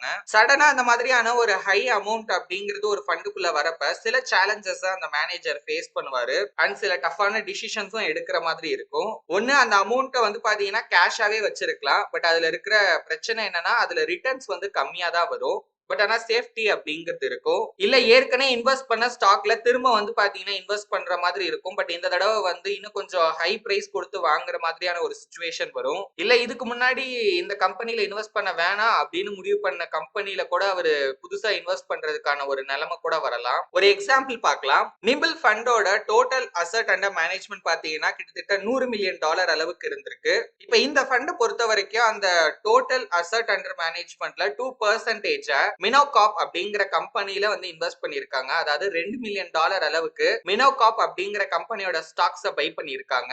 சோ இப்ப இந்த கம்பெனியோட வர்த் பாத்தீங்கன்னா $500 மில்லியன் மொத்தமாவே. சோ கிட்டத்தட்ட இந்த கம்பெனியோட 0.5% ஓனர்ஷிப் இப்ப யார்கிட்ட இருக்குன்னா இந்த நிம்பிள் ஃபண்ட் அப்படிங்கிற மியூச்சுவல் ஃபண்ட் கிட்ட இருக்கு.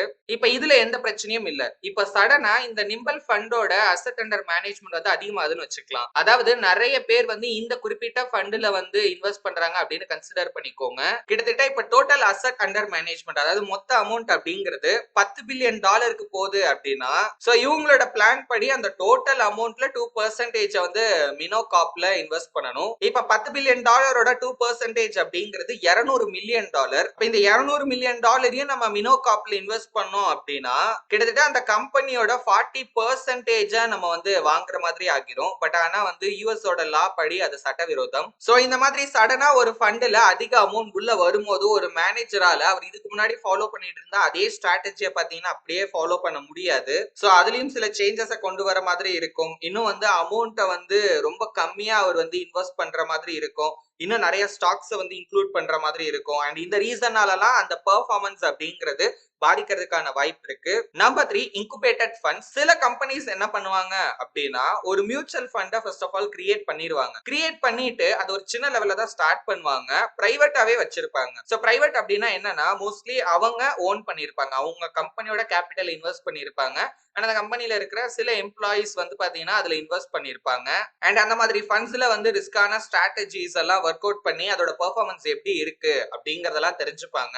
ரொம்ப கம்மியான ஸ்டாக்ஸ்ல தான் இன்வெஸ்ட் பண்ணுவாங்க. High risk trades and investment பாத்தீங்கன்னா அதுல ஃபாலோ பண்றதுக்கான வாய்ப்பு இருக்கு. இப்ப இது எல்லாமே அவங்க எதிர்பார்க்கிற அளவுக்கு ஒர்க் அவுட் ஆச்சு அப்படின்னா அப்புறம் அதை வந்து பப்ளிக் ஆக்குவாங்க. அதாவது வந்து பப்ளிக்ஸ்க்கும் அந்த மியூச்சுவல் ஃபண்ட் ஆஃபர் பண்ணி சேல் பண்ணுவாங்க. ஏன்னா இப்ப ஆல்ரெடி ஒரு சின்ன ஃபண்டா இருக்கப்பவே இது எந்த அளவுக்கு பெர்ஃபார்ம் பண்ணிருக்கு அப்படிங்கறது அவங்களுக்கும் தெரிஞ்சிருக்கு. அந்த பெர்ஃபார்மன்ஸை மார்க்கெட் பண்ணாலே ஆட்டோமேட்டிக்கா இன்வெஸ்டர்ஸ் வந்து அட்ராக்ட் ஆகி அந்த ஃபண்ட்ல இன்வெஸ்ட் பண்ண ஆரம்பிப்பாங்க. இதே மாதிரி இன்வெஸ்டர்ஸ் அட்ராக்ட் பண்றதுக்கு இன்னொரு ஸ்ட்ராட்டஜியும் ஃபாலோ பண்ணிருக்காங்க. அது என்ன அப்படின்னா ஒரு குறிப்பிட்ட பீரியட் ஆஃப் டைமுக்கு சார்ஜஸ் வந்து பாத்தீங்கன்னா ஸ்கிப் பண்ணிருவாங்க. ஏன்னா ஏற்கனவே நம்ம பார்த்திருக்கோம் இப்ப எக்ஸ்பென்ஸ் இந்த சார்ஜஸ் எல்லாம் கம்மி ஆகுது அப்படின்னா ஆட்டோமேட்டிக்கா நம்மளோட ரிட்டர்ன்ஸ் அப்படிங்கிறது அதிகமாகும். இப்ப ரிட்டர்ன்ஸ் அதிகமா இருந்தா ஆட்டோமேட்டிக்கா இன்வெஸ்டர்ஸ் நம்ம வந்து அட்ராக்ட் பண்ணிக்கலாம். சோ இப்ப அதிக அளவுல இன்வெஸ்டர்ஸ் வந்துட்டாங்க அப்படின்னா திரும்ப வந்து அந்த ஃபீஸ் எல்லாம் கலெக்ட் பண்ண ஆரம்பிச்சிருவாங்க. இப்ப ஃபீஸை கலெக்ட் பண்ண ஆரம்பிச்சிட்டாங்கன்னா ஃபியூச்சர்ல மறுபடியும் அந்த பெர்ஃபார்மன்ஸ் அப்படிங்கிறது கம்மியாகிறதுக்கான வாய்ப்பு இருக்கு. Number 4 rising expenses. ஒரு பெரிய ஃபண்ட் இருக்காங்க அப்படின்னா அவங்களுக்கு ட்ரேடிங் காஸ்டும் அதிகமாகிறதுக்கான வாய்ப்பு இருக்கு. உதாரணத்துக்கு இப்ப $100 மில்லியன் அளவுக்கு ஃபண்டை ஒரு மியூச்சுவல் ஃபண்ட் வந்து மேனேஜ் பண்றாங்க அப்படின்னா சோ அதோட ஒரு பெர்சன்டேஜ் வந்து அவங்களுக்கு ட்ரேடிங் பண்றதுக்கு செலவாகுது அப்படின்னு கன்சிடர் பண்ணிக்கோங்க. இப்ப இதே இந்த ஃபண்ட் வந்து $10 பில்லியன் அளவுக்கு க்ரோ ஆகுது அப்படின்னா அந்த ட்ரேடிங் காஸ்ட் அப்படிங்கிறது 2% இல்ல அதுக்கும் அதிகமாகிறதுக்கான வாய்ப்பு இருக்கு அப்படின்னு சொல்றாரு ஜேசன் ஸ்வீட். அது ஏன் ப்ரோ ஃபண்டோட சைஸ் பெருசாகும் போது ட்ரேடிங் காஸ்ட் அதிகமாகுது அப்படின்னா இதுக்கும் நம்ம முன்னாடி பார்த்த அந்த உதாரணத்தையே பார்க்கலாம். ஏன்னா இப்போ வந்து ஃபண்ட் வந்து சைஸ் சின்னதா இருக்கிறப்போ ஒரு செலக்டட் கம்பெனிஸ் அந்த ஸ்ட்ராட்டஜியை ஃபாலோ பண்ணி அதையே வந்து கன்சிஸ்டன்டா நம்ம பண்ணிட்டு இருக்கலாம். இப்ப ஃபண்டோட சைஸ் பெருசாகிறப்போ நம்ம மோர் ஆக்டிவிட்டிஸ் அப்படிங்கிறது பண்ற மாதிரி இருக்கும். ஏன்னா வர காசெல்லாம் சும்மாவே வச்சிருக்க முடியாது. சும்மா வச்சிருந்தாலும் அதுவும் எதை பாதிக்கும்னு பாத்தீங்கன்னா ரிட்டர்ன்ஸ் தான் பாதிக்கும். ஓகே, சோ அப்போ ஏதாவது ஒண்ணு அதை கண்டிப்பா பண்ணி ஆகணும். அப்படிதான் ஆக்சுவலி மியூச்சுவல் ஃபண்ட் அப்படிங்கிறதே ஒர்க் ஆகும். சோ அப்ப அந்த இடத்துல ஆக்டிவிட்டிஸ் அதிகமாகுது. இப்ப ட்ரேடிங் பண்றாங்க இல்ல வந்து ட்ரேடிங்லாம் கம்மியா தான் இருக்கும். மோஸ்ட்லி இன்வெஸ்ட்மெண்ட் தான் பண்ணுவாங்க அந்த அப்ஜெக்டிவ்க்கு ஏத்த மாதிரி. இதெல்லாம் பண்றாங்கன்றப்போ அதுக்கு ஒரு செலவாகும். இப்போ ஒருத்தர் பத்தாது, இதுல வந்து கேபிட்டல் அதிகமா இருக்கு அப்படின்னா 2 பேர் கூட பாத்தீங்கன்னா அந்த ஃபண்டை மேனேஜ் பண்ணலாம். அப்ப அங்கெல்லாம் வந்து பாத்தீங்கன்னா நமக்கு வந்து செலவுகள் அப்படிங்கிறது அதிகமாயிட்டே தான் இருக்கும். அண்ட் இதை விட முக்கியமான விஷயம் என்ன அப்படின்னா நம்ம ட்ரேடிங் காஸ்ட்டை பத்தி மட்டும் தான் பார்த்திருக்கோம். இது இல்லாம நான் முன்னாடி சொன்னேன் இல்லைங்களா ஆப்ரேட்டிங் எக்ஸ்பென்சஸ் அப்படின்னு. சோ அது வந்து ஆவரேஜா 1.5% அளவுக்கு இருந்திருக்கு. சோ இப்ப இது ரெண்டையும் சேர்த்தோம் அப்படின்னாலே 3.5% ஒரு வருஷத்துக்கு ஒரு ஃபண்டுக்கு வந்து செலவு மட்டுமே பாத்தீங்கன்னா ஆகிட்டு இருக்கு. அப்போ ஒரு மியூச்சுவல் ஃபண்ட் வந்து மார்க்கெட்டை விட 3.5% அதிகமான ரிட்டர்ன்ஸ் கொடுத்தாதான் ஆக்சுவலா அந்த மார்க்கெட்டோட பெர்ஃபார்மன்ஸே வந்து பாத்தீங்கன்னா அதால ஈடுகட்ட முடியும். உதாரணத்துக்கு இப்ப மார்க்கெட்ல நமக்கு செலவுகள்லாம் போக நான் டைரக்ட் ஸ்டாக்ஸ்ல இன்வெஸ்ட் பண்றனோ இல்ல வந்து பாண்ட்ஸ்ல இன்வெஸ்ட் பண்றனோ அதுல வந்து எனக்கு ஒரு 10% ப்ராஃபிட் வந்திருக்கு அப்படின்னு கன்சிடர் பண்ணிக்கோங்க. இப்ப இந்த பக்கம் மியூச்சுவல் ஃபண்ட்ல நான் ஒரு 13.5% அளவுக்கு ப்ராஃபிட் பண்ணேன் அப்படின்னா கூட ரெண்டுமே சேம் தான். எப்படி ப்ரோ சொல்றீங்கன்னா நான் முன்னாடி சொன்னேன் 3.5% நமக்கு வந்து எக்ஸ்பென்ஸா மொத்தமா பாத்தீங்கன்னா போயிடும். சோ மீதி இருக்கிற 10% தான் ஆக்சுவல் ப்ராஃபிட். சோ அப்போ இங்க நான் டைரக்டா இன்வெஸ்ட் பண்றப்ப வர 10%ம் இந்த மாதிரி மியூச்சுவல் ஃபண்ட்ல இன்வெஸ்ட் பண்றப்ப வர 13.5%ம் கிட்டத்தட்ட சேமா தான் இருக்கும் அப்படின்னு சொல்ல வராரு. அப்ப மியூச்சுவல் ஃபண்டை விட நம்ம ஸ்டாக்ஸ்ல டைரக்டா இன்வெஸ்ட் பண்ணாலே பெட்டரா ப்ரோ அப்படின்னு கேட்டீங்கன்னா இது எல்லாமே அவங்களோட டேட்டா தான். பட் அகைன் நம்ம இதுல இருந்து என்ன டேக் அவே அப்படின்னு பாத்தீங்கன்னா ஒரு ஃபண்டோட எக்ஸ்பென்ஸ் ரேஷியோ ஓகேங்களா டிஇஆர் அப்படின்னு சொல்லுவாங்க. இன்னும் ஒரு சில விஷயங்கள் எல்லாம் இருக்கு. இந்த ஃபேக்டர்ஸ் எல்லாம் நம்ம வந்து முன்கூட்டியே ஸ்டடி பண்ணிக்கணும். ஏன்னா இதெல்லாம் வந்து நம்மளோட ரிட்டர்ன்ஸை பாதிக்கிறதுக்கான வாய்ப்பு இருக்கு. நம்பர் 5 ஷீப்பஸ் பிஹேவியர். இததான் ஹர்டிங் அப்படின்னு சொல்லுவாங்க. இப்போ ஒரு மியூச்சுவல் ஃபண்ட் வந்து க்ரோ ஆயிட்டே இருக்கு அப்படின்னா ஆட்டோமேட்டிக்கா அந்த மேனேஜர்ஸ் வந்து ஒருத்தர் பாத்தீங்கன்னா காப்பி பண்ண ஆரம்பிப்பாங்க. ஏன்னா இப்ப இந்த இடத்துல ஃபீஸ் அப்படிங்கிறதும் பாத்தீங்கன்னா அதிகமாகும். சோ இன்வெஸ்டர்ஸ்க்கு முடிஞ்ச அளவுக்கு ரிஸ்க் அவாய்ட் பண்றதுக்கு என்ன பண்ணணுமோ அதை தான் பாத்தீங்கன்னா அவங்க பண்ண ஸ்டார்ட் பண்ணுவாங்க. ஏன்னா வந்து அதிக அளவுல ஃபண்ட் இருக்குன்றதுக்காக மட்டும் அவங்க இஷ்டத்துக்கு வந்து ரிஸ்க் எல்லாம் எடுக்க மாட்டாங்க. சோ இப்படி பண்றதுனால என்ன ஆகும் அப்படின்னா செலக்டட் கம்பெனிஸ்ல ரிப்பீட்டட் இன்வெஸ்ட்மெண்ட்ஸ் அப்படிங்கிறது பாத்தீங்கன்னா வர ஆரம்பிக்கும். இந்த ஹர்டிங் பண்றதுனால முடிஞ்ச அளவுக்கு அவங்களோட இன்வெஸ்டர்ஸை சேஃபா ஃபீல் பண்ண வச்சாலும் கூட இன்னொரு பக்கம் ரிட்டர்ன்ஸ் வைஸ் அவங்களுக்கு வந்து பாதிப்பு ஏற்படுத்துறதுக்கான வாய்ப்பு இருக்கு. அண்ட் இதனாலேயே மோஸ்ட் ஆஃப் த ஃபண்ட்ஸோட பெர்ஃபார்மன்ஸ் அப்படிங்கிறது கிட்டத்தட்ட பாத்தீங்கன்னா சேமாவே இருக்கும். இப்ப நம்ம ஒரு இன்டெலிஜென்ட் இன்வெஸ்டர் ஆக்சுவலி என்ன பண்ணணும் அப்படிங்கறத ஒன் பை ஒன்னா பார்க்கலாம். சோ ஃபர்ஸ்ட் பாயிண்ட் என்ன அப்படின்னா இண்டெக்ஸ் ஃபண்ட்ஸை நம்ம வந்து யூஸ் பண்ணலாம். சோ இந்த இண்டெக்ஸ் ஃபண்ட் அப்படிங்கிறது என்னன்னு பாத்தீங்கன்னா இப்போ ஒரு இண்டெக்ஸ் இருக்கு அப்படின்னு வச்சுக்கோங்களேன். அதோட எக்ஸாக்ட் காப்பி தான் இந்த இண்டெக்ஸ் ஃபண்ட் அப்படிங்கிறது. உதாரணத்துக்கு இப்ப நிஃப்டி 50 அப்படின்னு ஒரு இண்டெக்ஸ் இருக்கு. இப்ப இந்த இண்டெக்ஸ்ல டைரக்டா என்னால இன்வெஸ்ட் பண்ண முடியாது. நான் பண்ண என்ன பண்ணலாம்னா நிஃப்டி 50ல இருக்கிற கம்பெனிஸ்ல இன்வெஸ்ட் பண்ணலாம். 50 கம்பெனில இன்வெஸ்ட் பண்ணலாம். பட் அதுக்கு வந்து எனக்கு ஒரு ஹியூஜ் ட்ரேடிங் கேபிட்டல் அப்படிங்கிறது தேவைப்படும். ஆனா இதே இடத்துல நான் வந்து ஒரு 500 ரூபாயோ 1000 ரூபாயோ 2000 ரூபாயோ இருந்துச்சு அப்படின்னா அந்த மணியை இந்த இண்டெக்ஸ் ஃபண்ட்ல அதாவது நிஃப்டி 50 இண்டெக்ஸ்ல இன்வெஸ்ட் பண்ற இண்டெக்ஸ் ஃபண்ட்ல இன்வெஸ்ட் பண்றேன் அப்படின்னா நான் எக்ஸாக்ட்லி அந்த இண்டெக்ஸ்ல இன்வெஸ்ட் பண்ற மாதிரி தான். ஏன்னா இந்த இண்டெக்ஸ் ஃபண்ட்ல அந்த இண்டெக்ஸ்ல ஸ்டாக்ஸ் என்னென்ன ஸ்டாக்ஸ் இருக்கு எவ்வளவு ப்ரொபோர்ஷன்ல இருக்கு அப்படிங்கறத எக்ஸாக்டா காப்பி பண்றதா இந்த இண்டெக்ஸ் ஃபண்டோட வேலையே. சோ இப்ப இந்த இடத்துல எனக்கு அந்த இண்டெக்ஸோட பெர்ஃபார்மன்ஸ் தான் கிட்டத்தட்ட ஈக்குவலா இந்த இண்டெக்ஸ் ஃபண்ட்ல இருந்தும் கிடைக்கும். அண்ட் இதை விட இதுல இன்னொரு பிளஸ் பாயிண்ட் என்ன அப்படின்னு பாத்தீங்கன்னா இது ரொம்பவே காஸ்ட் எஃபெக்டிவ் அப்படின்னு சொல்லலாம். ஏன்னா இதுல ஆப்ரேட்டிங் எக்ஸ்பென்ஸ் ஆகட்டும் ட்ரேடிங் எக்ஸ்பென்ஸ் ஆகட்டும் இது எல்லாமே வந்து பாத்தீங்கன்னா ரொம்ப ரொம்ப கம்மி தான். ஏன்னா இப்போ ஒரு இண்டெக்ஸ்ல ரீபேலன்சிங் அப்படிங்கிறது வருஷத்துக்கே 2 தடவை தான் நடக்கும். அதுவும் வந்து தேவை இருந்தா மட்டும்தான் அந்த ரீபேலன்சிங் அப்படிங்கறதே பண்ணுவாங்க. சோ அப்படி இருக்கிறப்போ புது ஸ்டாக்ஸை இன்க்ளூட் பண்ணணும், ஆல்ரெடி இருக்க ஸ்டாக்ஸை வெளியேற்றணும் அப்படிங்கிற அந்த ஒரு விஷயம் பாத்தீங்கன்னா இல்லாம போயிடும். சரி ஓகே ப்ரோ அப்படி இருந்தா கூட இப்போ ஃபண்ட்ல புதுசா உள்ள வர பணத்தை அவங்க வந்து இன்வெஸ்ட் பண்ணி தானே ஆகணும் அப்படின்னா கூட எங்க இன்வெஸ்ட் பண்ணணும் எப்படி இன்வெஸ்ட் பண்ணணும்ன்றதுல அவங்களுக்கு வந்து கொஸ்டினே இல்லை. ஏன்னா ஏற்கனவே வந்து அவங்க அந்த இண்டெக்ஸை தான் அப்படியே காப்பி பண்றாங்க அப்படிங்கிறப்ப அந்த ப்ரொபோர்ஷனேட்ல அவங்க வந்து ஈஸியாவே இன்வெஸ்ட் பண்ணிடுவாங்க. நம்பர் 2, இந்த பெர்ஃபார்மன்ஸை இப்ப நம்ம கம்பேர் பண்ணி பார்க்கலாம். ஒரு பக்கம் வந்து ரொம்ப லோ காஸ்ட் இருக்கிற ஒரு இண்டெக்ஸ் ஃபண்டை எடுத்துக்கலாம், இன்னொரு பக்கம் ஒரு ஸ்டாக் ஃபண்டை எடுத்துக்கலாம். இப்ப இது ரெண்டுலயுமே வந்து நம்ம ஒரு $10,000 இன்வெஸ்ட் பண்றோம் ஒரு 20 வருஷத்துக்கு. ஒரு வருஷத்துக்கு ஆவரேஜா நமக்கு வந்து ஒரு 7% அப்படின்னு ரிட்டர்ன்ஸ் கிடைக்குது அப்படின்னு வச்சுக்கோங்க ஸ்டாக்ஸ்ல இருந்து. இப்ப இந்த லோ காஸ்ட் இண்டெக்ஸ் ஃபண்ட் வந்து ஒரு 6.7% அளவுக்கு ரிட்டர்ன்ஸ் கொடுத்திருக்கு அப்படின்னு கன்சிடர் பண்ணிக்கோங்க. இப்ப லோ காஸ்ட் இண்டெக்ஸ் ஃபண்ட்ல நம்மளோட $10,000 அப்படிங்கிறது $36,000 வந்து பாத்தீங்கன்னா க்ரோ ஆகிருக்கும் 20 வருஷத்துல. இதே நம்ம அந்த ஸ்டாக் ஃபண்டை எடுத்து பார்த்தோம் அப்படின்னா நமக்கு 7% ரிட்டர்ன்ஸ் வந்திருந்தா கூட 3.5% வந்து நமக்கு வந்து எக்ஸ்பென்ஸா போயிடும். மீதி இருக்கிற 3.5% தான் நம்மளோட ப்ராஃபிட். அப்ப அந்த $10,000 வந்து பாத்தீங்கன்னா கிட்டத்தட்ட ஒரு $20,000 தான் பாத்தீங்கன்னா நமக்கு வந்து க்ரோ ஆகிருக்கும். சோ அப்ப இந்த இடத்துல ரிட்டர்ன்ஸ் அப்படிங்கிறது நமக்கு வந்து இண்டெக்ஸ் ஃபண்டை விட ஸ்டாக் ஃபண்ட்ல கம்மியா தான் இருக்கும். அப்ப ஸ்டாக் ஃபண்டை விட இண்டெக்ஸ் ஃபண்ட் தானே ப்ரோ பெட்டர் அப்படின்னு கேட்டீங்கன்னா அதுதான் கிடையாது. சோ ஒரு எக்ஸாம்பிளுக்காக தான் ஆர்த்தர் இதை கொடுத்திருப்பாரு. பட் ஆனா இண்டெக்ஸ் ஃபண்டை விட சில ஸ்டாக்ஸ் ஃபண்ட் வந்து இன்னும் பெட்டரா பெர்ஃபார்ம் பண்றதுக்கான வாய்ப்பும் இருக்கு. அண்ட் எக்ஸ்பென்ஸும் பாத்தீங்கன்னா இந்த அளவுக்கு அதிகமாலாம் இருக்காது இந்தியால. சோ நீங்க அந்த நான் முன்னாடி சொன்ன அந்த டோட்டல் எக்ஸ்பென்ஸ் ரேஷியோவை செக் பண்ணி பாத்தீங்கன்னாலே அந்த ஃபண்டுக்காக மொத்த செலவு எவ்வளவு, அது எவ்வளவு பெர்சன்டேஜ் அப்படிங்கறத வந்து நீங்க தெரிஞ்சுக்கலாம். இது இல்லாம அடிஷனலா நமக்கு வந்து பாத்தீங்கன்னா ஒரு எக்ஸிட் லோட் அப்படின்னு ஒரு விஷயம் இருக்கும்.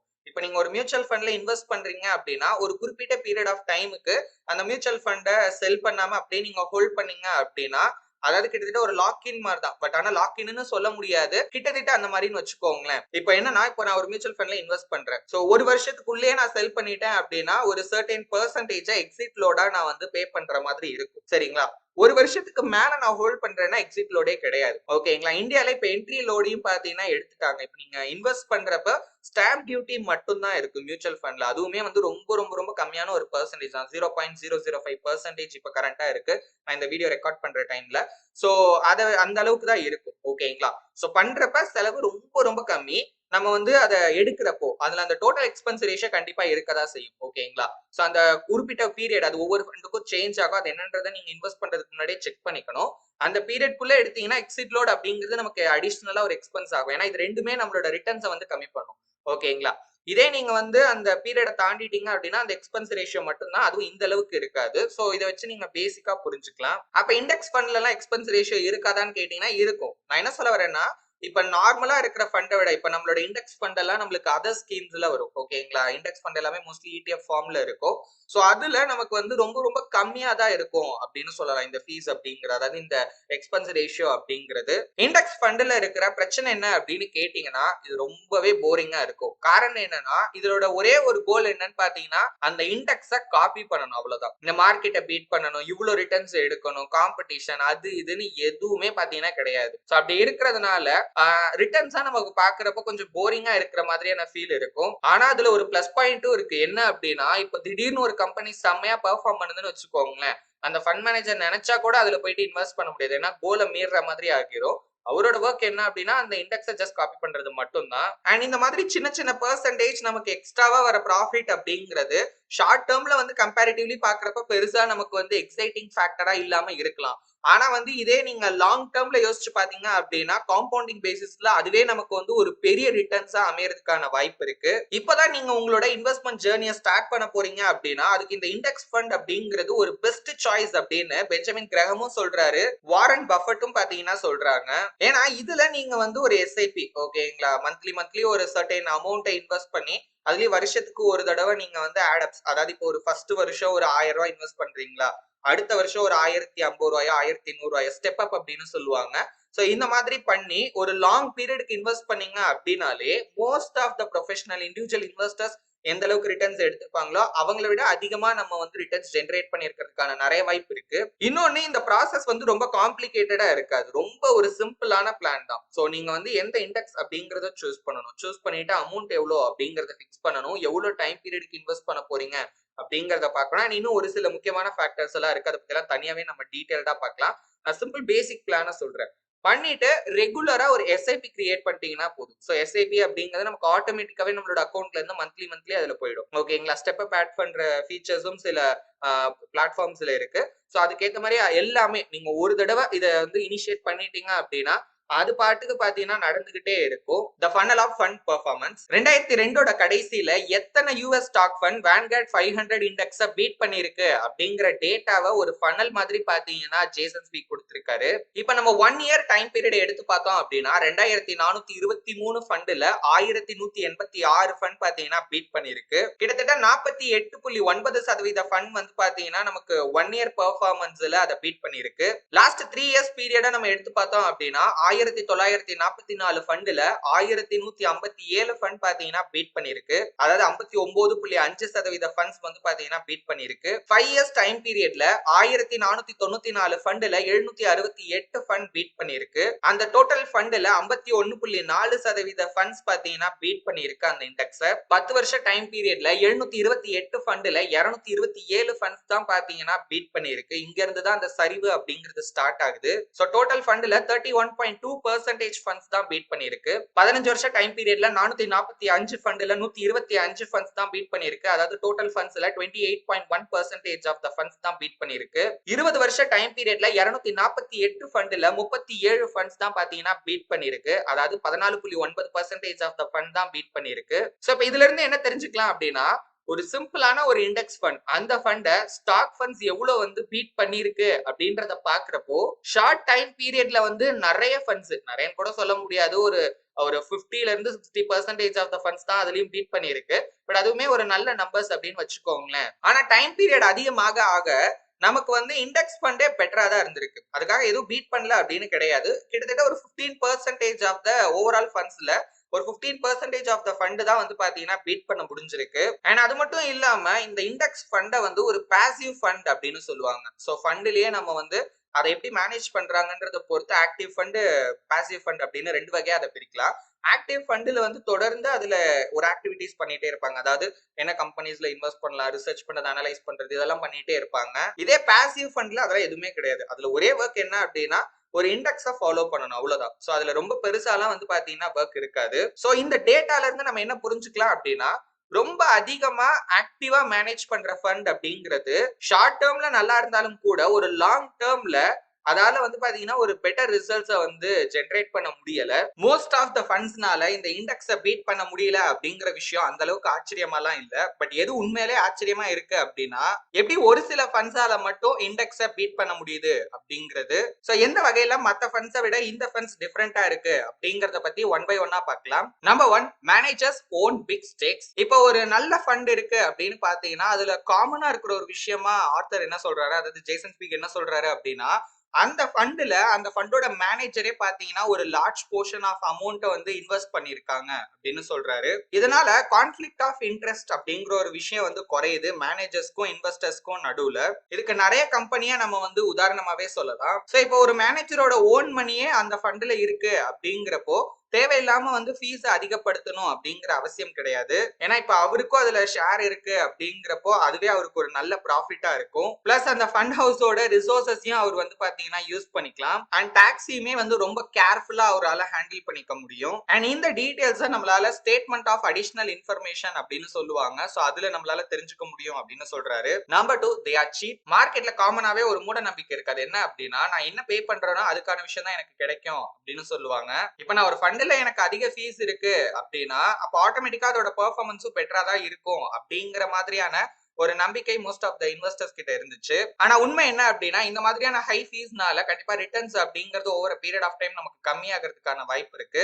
ஏன்னா இந்த மாதிரி ஃபண்ட்ஸ் எல்லாம் ஷார்ட் டேர்ம்ல செம்மையா இருக்கும். ஓகேங்களா, ஒரு நேரம் நல்லா பெர்ஃபார்ம் பண்ணும், ஒரு நேரம் ரொம்ப மோசமா பெர்ஃபார்ம் பண்ணும். சோ பெர்ஃபார்மன்ஸ் வைஸ் வந்து அது அன்ஸ்டேபிளா இருந்தாலும் இந்த ஹை ஃபீஸ் அப்படிங்கிற ஒரு விஷயம் பாத்தீங்கன்னா பெர்மனண்டா எப்பவுமே இருந்துகிட்டே இருக்கும். Number 3 they dare to be different. So இந்த மாதிரி ஃபண்ட்ஸை மேனேஜ் பண்ற மேனேஜர்ஸ் வந்து மத்தவங்களை காப்பி பண்ணணும் அப்படின்னு நினைக்கவே மாட்டாங்க. அவங்களோட இண்டிபெண்டன்ட் சாய்ஸை வந்து பாத்தீங்கன்னா அவங்க எடுப்பாங்க. One of the famous investor Peter Lynch அவரோட ஃபெடிலிட்டி மேலகன் அப்படிங்கிற ஃபண்ட்ல பாத்தீங்கன்னா 1982ல அதிக அளவுல யூஎஸ் ட்ரெஷரி பாண்ட்ஸ்ல இன்வெஸ்ட் பண்ணியிருந்தாரு. அதுக்கப்புறம் பாத்தீங்கன்னா கிறிஸ்லர் அப்படின்னு ஒரு கம்பெனியை பத்தி நம்ம முன்னாடி வீடியோஸ்ல பேசியிருப்போம். சோ அந்த கம்பெனில எல்லாம் பாத்தீங்கன்னா இன்வெஸ்ட் பண்ணாரு. ஆனா மத்தவங்க எல்லாருமே அந்த கம்பெனி வந்து பேங்க்ரப்டசி ஃபைல் பண்ணிடுவாங்க, ரொம்ப மோசமான நிலைமையில இருக்கு அப்படின்னு தான் நினைச்சிட்டு இருந்தாங்க. 1986ல அவரோட ஃபண்டோட 20% ஆஃப் த அமௌண்ட்ஸ் ஃபுல்லாவே ஃபாரின் ஸ்டாக்ஸ்ல இன்வெஸ்ட் பண்ணாரு. ஒரு நார்மல் ஃபண்ட் மேனேஜர் இந்த மாதிரிலாம் பாத்தீங்கன்னா டிசிஷன்ஸ் எடுக்க மாட்டாங்க. பட் இந்த மாதிரியான யூனிக்கான டிசிஷன்ஸ்னால தான் அந்த ஃபண்ட் வந்து பெட்டரா பெர்ஃபார்ம் பண்ணுது அப்படின்னு ஆர்த்தர் சொல்றாரு. Number 4, they shut the door. அதுல ஒரு சில குறிப்பிட்ட ஃபண்ட்ஸ் என்ன பண்ணுவாங்க அப்படின்னு பாத்தீங்கன்னா நியூ இன்வெஸ்டர்ஸ் இன்வெஸ்ட் பண்றத வந்து ஸ்டாப் பண்ணிடுவாங்க. அதாவது நியூ யூனிட்ஸை வந்து ஆஃபர் பண்ண மாட்டாங்க, டோட்டலா க்ளோஸ் பண்ணிடுவாங்க, ஒரு க்ளோஸ்ட் எண்ட் ஃபண்ட் மாதிரி. ஸோ இதனால என்ன ஆகும் அப்படின்னா நம்ம முன்னாடி பார்த்திருப்போம் அந்த அசட் எலிஃபேண்டசிஸ் அப்படின்றத பத்தி. அதாவது அதிக அளவுல அமௌண்ட் அப்படிங்கிறது ஒரு மியூச்சுவல் ஃபண்ட்ல இன்வெஸ்ட் ஆகிறத பாத்தீங்கன்னா இது தடுக்கிறதுக்கான வாய்ப்பு இருக்கு. அண்ட் இப்படி பண்றதுனால இன்னொரு அட்வான்டேஜும் இருக்காது. என்ன அப்படின்னா அவங்களோட ஓன் ஃபீஸை பத்தி யோசிக்கிறதுக்கு பதிலா இன்வெஸ்டர்ஸ் அதிகமா கேர் பண்ணுவாங்க. Last and finally number 5, they don't advertise. இந்த மாதிரியான பெஸ்ட் ஃபண்டுக்கு அட்வர்டைஸ்மெண்ட் அப்படிங்கிறது தேவையே இல்லை. ஏன்னா அதுவும் ஒரு வகையில ஒரு எக்ஸ்பென்ஸ் தான். இப்போ ஒரு மியூச்சுவல் ஃபண்ட் இருக்கு, அதுக்கு வந்து மார்க்கெட்டிங் பண்றதுக்கு ஒரு அமௌண்ட் எல்லாம் செலவு பண்றாங்கன்னா அதுவும் எதுல வரும்னு பாத்தீங்கன்னா அந்த ஃபண்டோட எக்ஸ்பென்ஸ் லிஸ்ட்ல தான் வரும். ஓகே, அதுவும் நம்மளுக்கு தான் வந்து பாத்தீங்கன்னா வரப்போகுது. ஆனா இந்த மாதிரி பெஸ்ட் ஃபண்ட்ஸுக்கு அதெல்லாம் தேவையே கிடையாது. சில மியூச்சுவல் ஃபண்ட்ஸ் எல்லாம் பாத்தீங்கன்னா ஆரம்பிச்ச காலத்துல இருந்தே எந்த விதமான பப்ளிக் அட்வர்டைஸ்மெண்ட்டும் பாத்தீங்கன்னா பண்ணாமலே வந்து ரன் பண்றதா ஆர்த்தர் சில எக்ஸாம்பிள்ஸையும் குறிப்பிட்டிருப்பாரு. இப்போ அட்வர்டைஸே பண்ணலன்னா அந்த ஃபண்ட் இருக்கிறது யாருக்குமே தெரியாது ப்ரோ, அப்புறம் எப்படி வந்து அதுல இன்வெஸ்ட் பண்ணுவாங்க அப்படின்னு கேட்டீங்கன்னா சோ இப்படிதான் வந்து நம்ம இன்வெஸ்டர்ஸ் அட்ராக்ட் பண்ணணும் அப்படின்னு கிடையாது, நிறைய வழி இருக்கு. ஓகே, இந்த மாதிரி ஒரு ஃபண்ட் இருக்குங்கிறது ஜென்ரலாவே மார்க்கெட்ல தெரியும், அதோட பெர்ஃபார்மன்ஸா பார்ப்பாங்க. இப்போ இது பெஸ்டா பண்ணுது அப்படின்னா ஆட்டோமேட்டிக்கா மவுத் ஆஃப் அட்வர்டைஸ்மெண்ட்ல கூட வந்து ஒருத்தர் இன்னொருத்தர்ட்ட சொல்லுவாரு, அவர் ஒரு 4 பேருக்கு போய் சொல்லுவாரு, நிறைய பேர் அதை பார்ப்பாங்க, ஃபாலோ பண்ணுவாங்க. சோ இந்த மாதிரி எல்லாம் கூட பாத்தீங்கன்னா அந்த ஃபண்ட்ஸ்ல நிறைய இன்வெஸ்ட்மெண்ட் அப்படிங்கிறது வரலாம். பட் அதை அவங்க எதிர்பார்க்க மாட்டாங்க. இப்படி அன்நோட்டிஸ்டா இருக்கிற வரைக்கும் அவங்க என்ன இன்டென்ஷன்ல அதை பண்ணணும்னு நினைச்சாங்களோ அதை ஃப்ரீயாவும் ஃப்ரீடமாவும் பாத்தீங்கன்னா அவங்களால பண்ண முடியும். ஒரு இன்டெலிஜென்ட் இன்வெஸ்டர் ஒரு ஃபண்டை எப்படி சூஸ் பண்ணணும் அப்படின்னு பார்க்கலாம். முதல்ல ஒரு நார்மல் இன்வெஸ்டர், அதாவது மோஸ்ட் ஆஃப் த இன்வெஸ்டர்ஸ் எப்படி சூஸ் பண்ணுவாங்க அப்படிங்கறத ஒரு ஆர்டராவே பார்க்கலாம். ஃபர்ஸ்ட் என்ன பண்ணுவாங்க அப்படின்னா பாஸ்ட் பெர்ஃபார்மன்ஸ பார்ப்பாங்க. ரெண்டாவது அந்த மேனேஜரோட ரெப்யூட்டேஷன், மூணாவது அதுல இருக்கிற ரிஸ்க் லெவல், அண்ட் ஃபைனலா தான் பாத்தீங்கன்னா எந்த அளவுக்கு அதுல எக்ஸ்பென்ஸ் இருக்கு அப்படிங்கறத பார்ப்பாங்க. இது கூட ஒரு சிலர் தான் பார்ப்பாங்க, ஒரு சிலர் இதை வந்து அப்படியே விட்டுருவாங்க. ஆனா ஒரு இன்டெலிஜென்ட் இன்வெஸ்டர் இது அப்படியே ஒரு ஆப்போசிட் ஆர்டர்ல பாத்தீங்கன்னா பண்ணுவாரு. மொதல் விஷயம் அவங்க எக்ஸ்பென்ஸ் தான் செக் பண்ணுவாங்க. ஏன்னா இதெல்லாமே பிரெடிக்டபிள் தான். ஓகே, முன்னாடியே நம்ம எக்ஸ்பென்ஸ வந்து தெரிஞ்சுக்கிட்டோம் அப்படின்னா எந்த அளவுக்கு ரிட்டர்ன்ஸ் வந்தா நமக்கு ஃபைனலா எவ்வளவு ப்ராஃபிட் இருக்கும் அப்படிங்கறதெல்லாம் பாத்தீங்கன்னா நம்ம தெரிஞ்சுக்கலாம். அண்ட் அமெரிக்காவோட இம்பார்ட்டன்டான பாண்ட்ஸ்ல இருக்கிற எக்ஸ்பென்ஸ் லெவல பாத்தீங்கன்னா அவர் வந்து குறிப்பிட்டிருக்காரு. பட் நமக்கு அந்த டேட்டாஸ் தேவையில்லை அப்படின்னு நான் நினைக்கிறேன். சோ செகண்ட் பாயிண்ட் என்ன அப்படின்னா ரிஸ்க செக் பண்ணுவாங்க. ஓகே, சோ ரிஸ்க பொறுத்த வரைக்கும் இப்போ என்னென்ன மாதிரியான அசெட்ஸ்ல இன்வெஸ்ட் பண்றாங்க, என்ன ப்ரொபோர்ஷன்ல இன்வெஸ்ட் பண்றாங்க, எது அதோட இன்வெஸ்ட்மெண்ட் அப்ஜெக்டிவ். இப்போ இந்தியால எல்லாம் எடுத்துக்கிட்டீங்கன்னா ரிஸ்கோ மீட்டர் அப்படின்னு ஒரு விஷயம் இருக்கு. ஓகே, சோ இதுலயே பாத்தீங்கன்னா இன்வெஸ்ட்மெண்ட்டை ரிஸ்க் வைஸ் வந்து கேட்டகரிஸா ஸ்பிளிட் பண்ணிருக்காங்க. Low, medium, high risk, moderate risk, இந்த மாதிரி எல்லாம் பாத்தீங்கன்னா கேட்டகரிஸ் இருக்கு.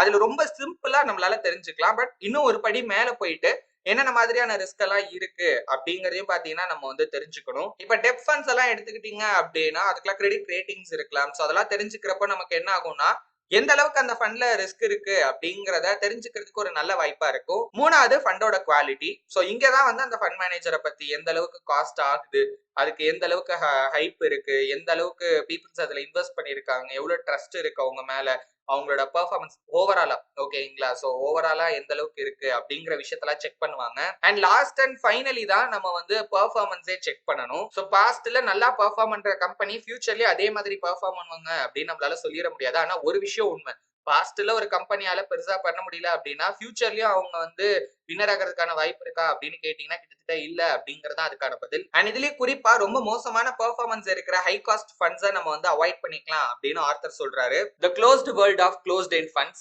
1980களில் இந்த க்ளோஸ்ட் எண்ட் ஸ்டாக் ஃபண்ட்ஸ் அப்படிங்கிறது ரொம்பவே பாப்புலரா இருந்துச்சு. பட் அதுக்கப்புறம் பாத்தீங்கன்னா அது கொஞ்சம் கொஞ்சமா ஒரு சரிவை சந்திச்சது. 2002ல அதாவது இந்த கமெண்ட்ரி ஆட் பண்ற அந்த டைம்ல பாத்தீங்கன்னா கிட்டத்தட்ட 30 ஃபண்ட்ஸ் மட்டும் தான் பாத்தீங்கன்னா இந்த கேட்டகரியில இருந்திருக்கு. அண்ட் அதுலயுமே பாத்தீங்கன்னா ஒரு சில ஷேர்ஸ் தான் பாத்தீங்கன்னா ஹோல்ட் பண்ணிட்டு இருக்காங்க. அதுலயும் எக்ஸ்பென்ஸ் அதிகமாகிடுச்சு. அன்யூஷுவலான ஸ்ட்ராட்டஜிஸ் எல்லாம் பாத்தீங்கன்னா ஃபாலோ பண்ண ஆரம்பிச்சிட்டாங்க. டொனால்ட் அண்ட் லிப்பர் அப்படிங்கிறவங்களோட ரிசர்ச் என்ன சொல்லுது அப்படின்னா கிரஹமோட வியூவை வந்து பாத்தீங்கன்னா இது கன்ஃபார்ம் பண்ணுது அப்படின்னு சொல்றாங்க. அதாவது இந்த மாதிரி க்ளோஸ்ட் எண்ட் ஸ்டாக் ஃபண்ட்ஸ் வந்து ஒரு டிஸ்கவுண்டட் பிரைஸ்ல இருக்கிறப்போ அதோட பெர்ஃபார்மன்ஸ் அப்படிங்கிறது பெட்டரா இருக்கு. அது வந்து ஒரு பிரீமியம் பிரைஸ்ல ட்ரேட் ஆகிறத விட அப்படின்னு சொல்றாங்க. அண்ட் அது மட்டும் இல்லாம நார்மலா இருக்கிற மத்த ஓப்பன் அண்ட் மியூச்சுவல் ஃபண்டை விட இது வந்து அவுட் பெர்ஃபார்ம் பண்ணுது. அதை விட பெட்டரான ரிட்டர்ன்ஸ் வந்து ஜெனரேட் பண்றதையும் பாத்தீங்கன்னா கண்டுபிடிச்சிருக்காங்க. ஆனா பிரச்சனை என்னன்னா அந்த மாதிரியான ஃபண்ட்ஸ் அப்படிங்கிறது இப்போ டிஸ்கவுண்டட் பிரைஸ்லயும் இருக்கிறது கிடையாது. மார்க்கெட்டோட சைஸும் ரொம்ப கம்மியாகிருச்சு.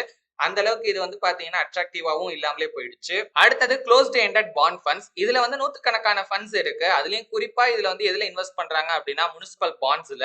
எப்பெல்லாம் இது வந்து ஒரு டிஸ்கவுண்டட் பிரைஸ்ல ட்ரேட் ஆகுதோ அப்பெல்லாம் பாத்தீங்கன்னா ஈல்டு வந்து அதிகமா இருக்கு. சோ அதனால மோர் பீப்புள்ஸ் இதனால அட்ராக்ட் ஆகுறாங்க. பட் இருந்தாலும் ஒரு இன்வெஸ்டரா இப்ப நம்ம இந்த ஃபண்ட்ல இன்வெஸ்ட் பண்ண போறோம் அப்படின்னா அதோட ஆனுவல் எக்ஸ்பென்ஸ் ரேஷியோ அப்படிங்கிறது ஒரு சர்டன் லிமிட்டுக்கு கீழே இருந்தாதான் நம்ம வந்து பண்ணணும் அப்படின்னு ஆர்த்தர் சொல்றாரு. பட் அந்த லிமிட்டை பத்தி அவர் இங்க கொடுக்கல. Next ETFs. இடிஎஃப் அப்படிங்கிறது இந்த மியூச்சுவல் ஃபண்ட்ல இருக்கிற ஒரு நியூ ஆப்ஷன் அப்படின்னே சொல்லலாம். இது வந்து கிட்டத்தட்ட ஸ்டாக்ஸ் மாதிரி தான். சோ இந்த ஃபண்ட்ஸ் எல்லாத்தையுமே ஸ்டாக் எக்ஸ்சேஞ்ச்ல லிஸ்ட் பண்ணிருப்பாங்க. இப்ப நார்மலா ஒரு மியூச்சுவல் ஃபண்ட்ல நம்ம இன்வெஸ்ட் பண்றோம் அப்படின்னா அந்த ஃபண்டை அன்னைக்கு டேக்கு அப்படின்னு பாத்தீங்கன்னா ஒரு நெட் அசெட் வேல்யூ கால்குலேட் பண்ணுவாங்க. அந்த பிரைஸுக்கு தான் பாத்தீங்கன்னா நம்ம வந்து வாங்குற மாதிரி இருக்கும். பட் இந்த இடிஎஃப் அப்படிங்கிறது ஸ்டாக் எக்ஸ்சேஞ்ச்ல லிஸ்ட் ஆகிருக்கு அப்படிங்கிறது ஒரு ஸ்டாக் எப்படி நம்ம வந்து மார்க்கெட்ல நமக்கு ஃபேவரபிள் பிரைஸ்ல சூஸ் பண்ணி வாங்கலாமோ அதே மாதிரி இந்த இடிஎஃப்ஸையும் பாத்தீங்கன்னா வாங்கலாம். இதுவும் பாத்தீங்கன்னா one of the low cost index fund கேட்டகரியில தான் வரும். அண்ட் இதுலயுமே நமக்கு வந்து நிறைய ஆப்ஷன்ஸ் அப்படிங்கிறது இருக்கும். ஒரு குறிப்பிட்ட செக்டார் ஆர் தீம் பேசிஸ்ல நம்ம இன்வெஸ்ட் பண்ணனாலும் பண்ணலாம். இல்ல வந்து பிராட் மார்க்கெட்ல நம்ம பண்ணணும் அப்படின்னாலும் பாத்தீங்கன்னா பண்ணலாம். சரி, ஓகே, ஒரு மியூச்சுவல் ஃபண்டை இப்ப நம்ம வந்து வாங்கியாச்சு. இப்ப அதை எப்ப செல் பண்ணணும் அப்படிங்கிற ஒரு கொஸ்டின் எல்லார்கிட்டயும் இருக்கும். சோ அதுக்கான பதிலை இப்ப நம்ம பார்க்கலாம். காமனா எல்லாரும் என்ன அட்வைஸ் பண்ணுவாங்க அப்படின்னா தொடர்ந்து 1 வருஷமோ 2 வருஷமோ 3 வருஷமோ ஒரு ஃபண்ட் வந்து அண்டர் பெர்ஃபார்ம் பண்ணுது அப்படின்னா அதை வந்து நம்ம செல் பண்ணிடலாம், அதை வச்சிருக்கிறதே வேஸ்ட் அப்படிங்கிற மாதிரி சஜஸ்ட் பண்ணுவாங்க. பட் உண்மை என்ன அப்படின்னு பார்க்கலாமா? ஒரு ஃபண்ட் 1970 இருந்து 1999 வரைக்கும் கிட்டத்தட்ட 29 வருஷத்துல 12 தடவை தான் பாத்தீங்கன்னா S&P 500 விட அண்டர் பெர்ஃபார்ம் பண்ணிருக்கு. பட் இருந்தாலும் இந்த ஃபண்டோட ஓவரால் ரிட்டர்ன்ஸ் அப்படிங்கிறது பாத்தீங்கன்னா S&P விட கிட்டத்தட்ட 2.5 மடங்கா பாத்தீங்கன்னா இருக்கு. இப்ப இடையில அந்த 12 வருஷம் இது அண்டர் பெர்ஃபார்ம் பண்ணுச்சு இல்லையா? சோ அப்ப அதுல வந்து ஒரு 4 வருஷம் தொடர்ந்து பாத்தீங்கன்னா அண்டர் பெர்ஃபார்மே பண்ணிட்டு இருக்கு அப்படின்னு வச்சுக்கோங்களேன். அதுக்காக இது வந்து ஒரு மோசமான ஃபண்ட் ஆகிருச்சா அப்படின்னு கேட்டீங்கன்னா அப்படியெல்லாம் கிடையாது. சோ பெர்ஃபார்மன்ஸ் அப்படிங்கிறது ஒவ்வொரு ஃபண்டுக்கும் ஒவ்வொரு மாதிரி தான் இருக்கு. இப்ப ஸ்டாக்ஸ்ல அப்ஸ் அண்ட் டவுன்ஸ் இருக்க மாதிரி தான் மியூச்சுவல் ஃபண்டோட பெர்ஃபார்மன்ஸ்லயும் அப்ஸ் அண்ட் டவுன்ஸ் அப்படிங்கிறது இருக்கும். அதுல அந்த டெம்பரவரியான ஃபாலை மட்டும் பார்த்து ஒரு மியூச்சுவல் ஃபண்டை செல் பண்ணலாம் அப்படிங்கிறது ஒரு நல்ல ஐடியா கிடையாது. ஏன்னா ஒரு ஸ்டடி என்ன சொல்லுது அப்படின்னா இந்த மாதிரி பண்றதுனால நார்மலா ஒரு ஃபண்ட் எவ்வளவு ஏர்ன் பண்ணுதோ அதை விட ரொம்ப கம்மியா தான் பாத்தீங்கன்னா அந்த ஃபண்ட்ல இன்வெஸ்ட் பண்றவங்க வந்து ஏர்ன் பண்றாங்க அப்படின்னு சொல்றாங்க. இதுக்கான ரொம்ப முக்கியமான ரீசன் வந்து அவங்க ஹை பிரைஸ்ல இருக்கிறப்போ அந்த மியூச்சுவல் ஃபண்ட்ல இன்வெஸ்ட் பண்ணிருப்பாங்க. அவங்க செல் பண்ற டைம்ல அந்த மியூச்சுவல் ஃபண்ட் வந்து பாத்தீங்கன்னா ஒரு லோ பிரைஸ்க்கு போயிருக்கும். சரி, ஓகே, அப்ப எப்பதான் இந்த ஃபண்ட்ஸ் எல்லாம் நம்ம செல் பண்ணலாம் அப்படின்னு கேட்டீங்கன்னா இப்போ ஒரு ஃபண்ட்ல சடனா அதோட ஸ்ட்ராட்டஜி சேஞ்ச் ஆகுது அப்படின்னாலோ இல்ல எக்ஸ்பென்ஸ் வந்து தொடர்ந்து அதிகமாயிட்டே இருக்கு அப்படின்னாலோ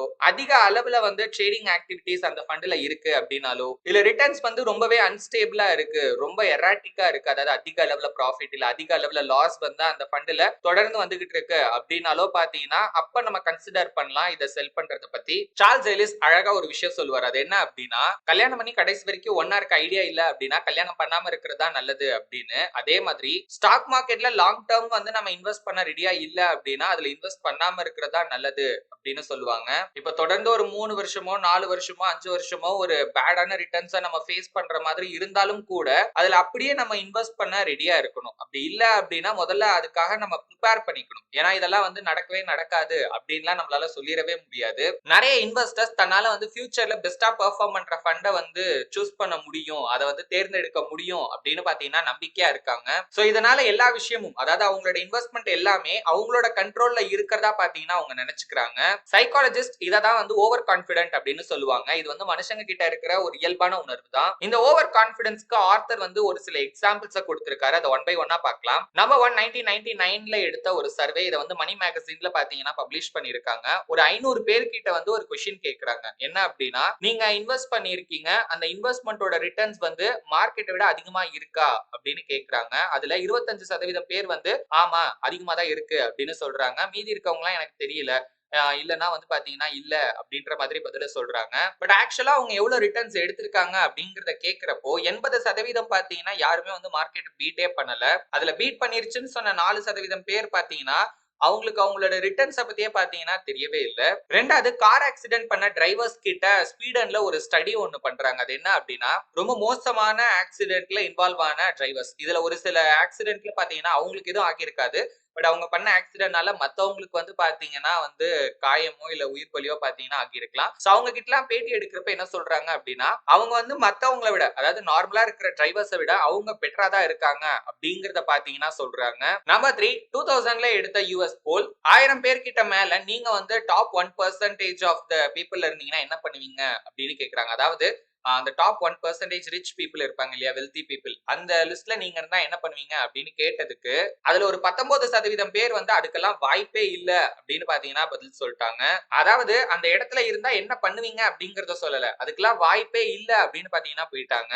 நாலாவது 1997ல இன்வெஸ்டர்ஸ் கிட்ட எடுத்த ஒரு சர்வே, ஒரு 750 இன்வெஸ்டர்ஸ் கிட்ட மியூச்சுவல் ஃபண்ட பத்தி பாத்தீங்கன்னா கேட்டிருக்காங்க.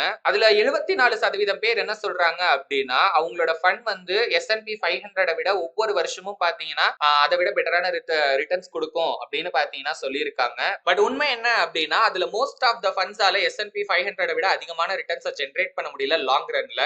அதுலயும் ஒரு சில ஃபண்ட்ஸ் எல்லாம் பாத்தீங்கன்னா தொடர்ந்து வரிசையா வந்து, அதாவது வருஷம் S&P விட போராதான் பாத்தீங்கன்னா பெர்ஃபார்ம் பண்ணிருக்கு. நம்ம வாழ்க்கையில ஆப்டிமிசம் அப்படிங்கிறது ஒரு இயற்கையான விஷயம், நல்ல விஷயம், ஆரோக்கியமான விஷயமா இருந்தாலும் இன்வெஸ்டிங்ல இது வந்து டேஞ்சரஸா மாறுறதுக்கான வாய்ப்பு இருக்கு. இப்ப ப்ரெடிக்ட் பண்ணக்கூடிய ஒரு விஷயம் இருக்கு அப்படிங்கிற இடத்துல என்னால அந்த விஷயத்தை ப்ரெடிக்ட் பண்ண முடியும் அப்படிங்கிற நம்பிக்கை ஓகே. ஆனா ஒரு இடத்துல ப்ரெடிக்டே பண்ண முடியாது, ஆனா அங்க உட்கார்ந்துகிட்டு நான் வந்து கண்டிப்பா ப்ரெடிக்ட் பண்ணிடுவேன், அதை சொல்லிடுவேன் அப்படின்னு சொல்றது வந்து பாத்தீங்கன்னா ஓவர் கான்பிடன்ஸ். அந்த ஓவர் கான்பிடன்ஸ் நமக்கு தேவையில்லை அப்படிங்கறத சொல்லி இந்த சாப்டரை முடிக்கிறாங்க. நீங்க இந்தியன் ஸ்டாக் மார்க்கெட்ல ட்ரேடிங் ஆர் இன்வெஸ்ட்மெண்ட் பண்ண ஆசைப்படுறீங்க, பட் எங்க இருந்து ஸ்டார்ட் பண்ணணும் அப்படிங்கிற கிளியர் ஐடியா இல்லாம இருக்கீங்க அப்படின்னா டிஸ்கிரிப்ஷன்ல கொடுத்திருக்க கூகுள் ஃபார்மை ஃபில் பண்ணுங்க, நாங்க உங்களுக்கு சப்போர்ட் பண்றோம். நம்மளோட அடுத்த வீடியோல இந்த புக்கோட 10th சாப்டர் பத்தி டீடைல்டா பார்க்கலாம். சோ அந்த வீடியோ மிஸ் பண்ணாம பார்க்க மறக்காம சேனலை சப்ஸ்கிரைப் பண்ணிக்கோங்க. இந்த வீடியோல நாங்க சொன்ன விஷயங்கள்லாம் உங்களுக்கு யூஸ்ஃபுல்லா இருந்துச்சுன்னு தோணுச்சு அப்படின்னா வீடியோவை லைக் பண்ணுங்க. இன்வெஸ்ட்மெண்ட்ல இன்ட்ரெஸ்ட் இருக்க உங்க ஃப்ரெண்ட்ஸ்க்கு மறக்காம இந்த வீடியோவை ஷேர் பண்ணுங்க. தேங்க்யூ ஃபார் வாட்சிங். நம்ம அடுத்த வீடியோல பார்க்கலாம். until then stay tuned.